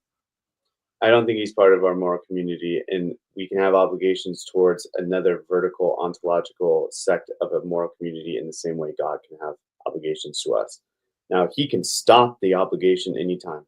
He can just say if he wanted to, nope, never mind, even though I predestine all of these elect members in the council of the divine will to be ordained to salvation and to coming to faith. Actually, I'm still not going to allow you to be in the new heavens and new earth. Technically, that would be based on the understanding, the ontological understanding of moral communities that we're setting forth here. Technically, that would be perfectly within his prerogative. However, because God himself is a special agent, I don't want to necessarily say moral here, but a special agent, he is necessarily an agent and a community in and of himself. So he has an obligation in and of himself. So if he says he's going to do it, then he will do it. And that is his obligation, not to us, but to himself. So I think, again, divine obligation towards treating members of a different ontological community. And I want to add that's true, but only humanely. So we have a divine obligation based on natural law to don't muzzle your ox, treat your dog with kindness or fairness, towards treating them of a different ontological community humanely. Clearly, though, we can still eat these animals. That doesn't seem like treating them fairly, right? So if we want to take those, and I think they are maxims, not laws. So I think that they're not necessarily an obligation per se, and I don't really see the societal issue as being necessary or pertinent or just really important in this, because that's subjective. That the divine, if anything was given by natural divine law, it's that we should treat another member of an ontological community humanely. And that's all that's required based on those verses, based on those maxims. Unless you want to say we can't eat anything. We can't, we can't eat another sentient being like a dog, cat, cow, pig. See, I agree with all of that, with the exception of the starting point that the dog does not become part of our moral community in that sense, right? And the reason I think there's a distinction there is because, you talked about how God could rescind any obligation he has set on himself towards us at any time. Yeah. And I 100% agree with that. I think, I've often used the joke, God could elect to save every purple panda born on the 7th Tuesday of September and then laugh maniacally as nobody met the standard. You know what I mean? He's got full authority to do that if he so chose. I would argue, though, I don't have the authority to rescind the obligation I have to treat my dog humanely, precisely because it doesn't arise from me. It arises from, in this case, I don't even know if we could say natural law. I would wager to say we could, but at the very least, divine law, with the various verses I've referenced there, right? And I actually don't have the authority to rescind that particular obligation. Now, that obligation does not extend into an absolute rule of not being able to kill them or anything like that, right? For example, if my dog were to get rabies, I think that I would be well within my rights, even in God's eyes. I don't think that would violate the maxim, be kind to your beast, if I shot him. It might suck. I might hate that, but nevertheless, I don't think it would violate that maxim, given that there is certain differences and parameters, no doubt.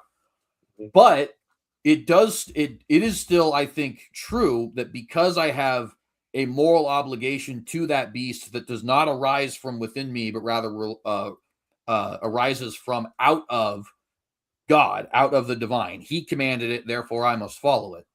Sure. That I do have a moral obligation that is unrescindable to that beast to treat him humanely and to treat him kindly, or to not kill him for any old reason, for example, right? Sure. Now, given those things, though, This is where the crux is. So since we would agree on that point, how is he not a member of my moral community if I have a moral obligation to him that I cannot rescind? I'm really not trying to be difficult, CJ.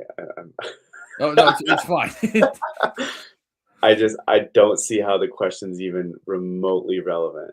You don't have like because you're just still not part like just because you partake in the goods does not mean you're part of the moral community. And just because a Syrian refugee takes part in some of the goods of the that the United States citizens have does not necessitate the fact that they are themselves a United States citizen because they're not still part of this community. So, and I think in the same way, it's true here. Just because a a dog is participating in the goods that my moral community so lovingly and graciously bestows onto that dog does not mean that um, I need to have that obligation, A, always, or B, that obligation necessitates the fact that they are now part of and existing within my moral community. They're interacting with it, they're partakers of the goods that come with it, but that doesn't mean that they are themselves in it and part of it. I disagree, but the reason I just say it like that is because I do think it is, we're about to hit 3 hours, and I think it might be wise for me to allow us to reach a natural end here. So, with that being said, first off, let me just say thank you for being on here. It's always a pleasure to have. The last 2 times it's been in disagreement, so we got to get you on the other channel a third time so that we can agree on something again, which is actually easier done than said, or as easy as. How would I reverse that? The reverse doesn't quite work. Anyway, the point is we agree on a lot, so that's not going to be hard. But thank you. This is a very intellectually stimulating conversation, and I appreciate you joining me today. Go ahead and give any final thoughts you might have, parting words, where people can find you, anything that you feel like would be wrapped up in that. Floor is yours. Yeah, thank you again for having me on. CJ, you're a dear friend of mine. We do agree a lot on so many theological issues, probably about 90 to 95% of theological issues. And I would even say probably a huge dosage of political issues, save, of course, a couple, maybe this one. I also want to say that, yeah, I'll think about the natural law theory a little bit more in principle and circumstance. The cautionary argument, I'll think a little bit more. Those were the only ones that were kind of like, okay, maybe.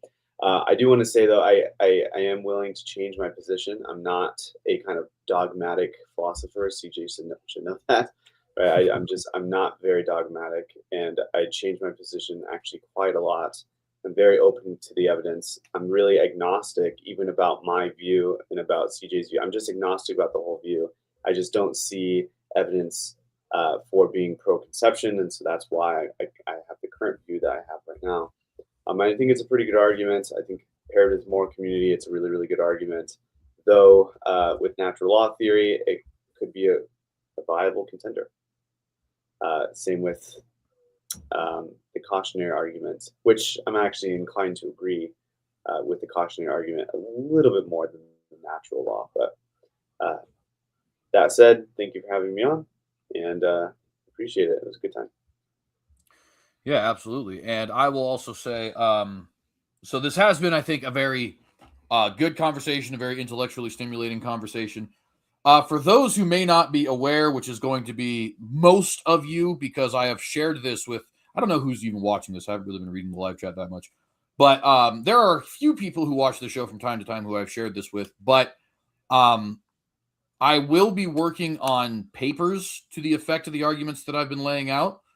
I have to get the revised version of my DoD defeater done first, because I now have 5 different professional philosophers who have told me I need to revise this and send it into a journal, which I'm not going to lie to you, man, makes me feel pretty good about myself.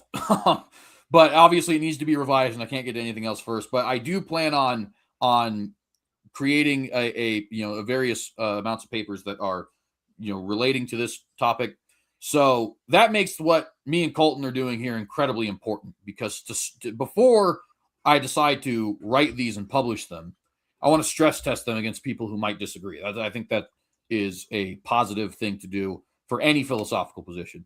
So, given that fact, Colton, thank you very much, not just for being on here, but for actually, unbeknownst to you, helping me out a little bit personally in my own vocational goals.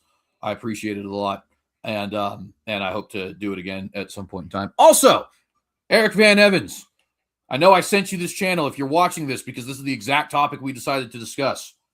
I hope I demonstrated that I'm a worthy interlocutor. And obviously, me and Eric disagreed significantly more than you and I disagree on this issue.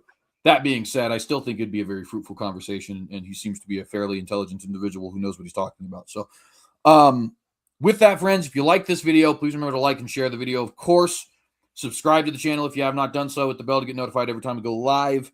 Leave any questions, comments, criticisms, concerns, critiques, anything of that nature in the comment section down below. Both I and Colton are working through arguments that we're not 100% set on yet. So please, if you have questions, criticisms, concerns, or anything of that nature for either of us, drop them in the comment section down below. I know people hear this a lot, but it really is vital that we get interaction from people, even if that interaction is, I don't have any idea what you're talking about and this bored me, because that in and of itself is something that needs to be worked on, right? So please allow us to strengthen these arguments by way of your critiques and your questions. I covet them. I desire them. Please do so. I guess it's weird to end with the Watchdog outro, but we'll do it anyway. Shalom, guys.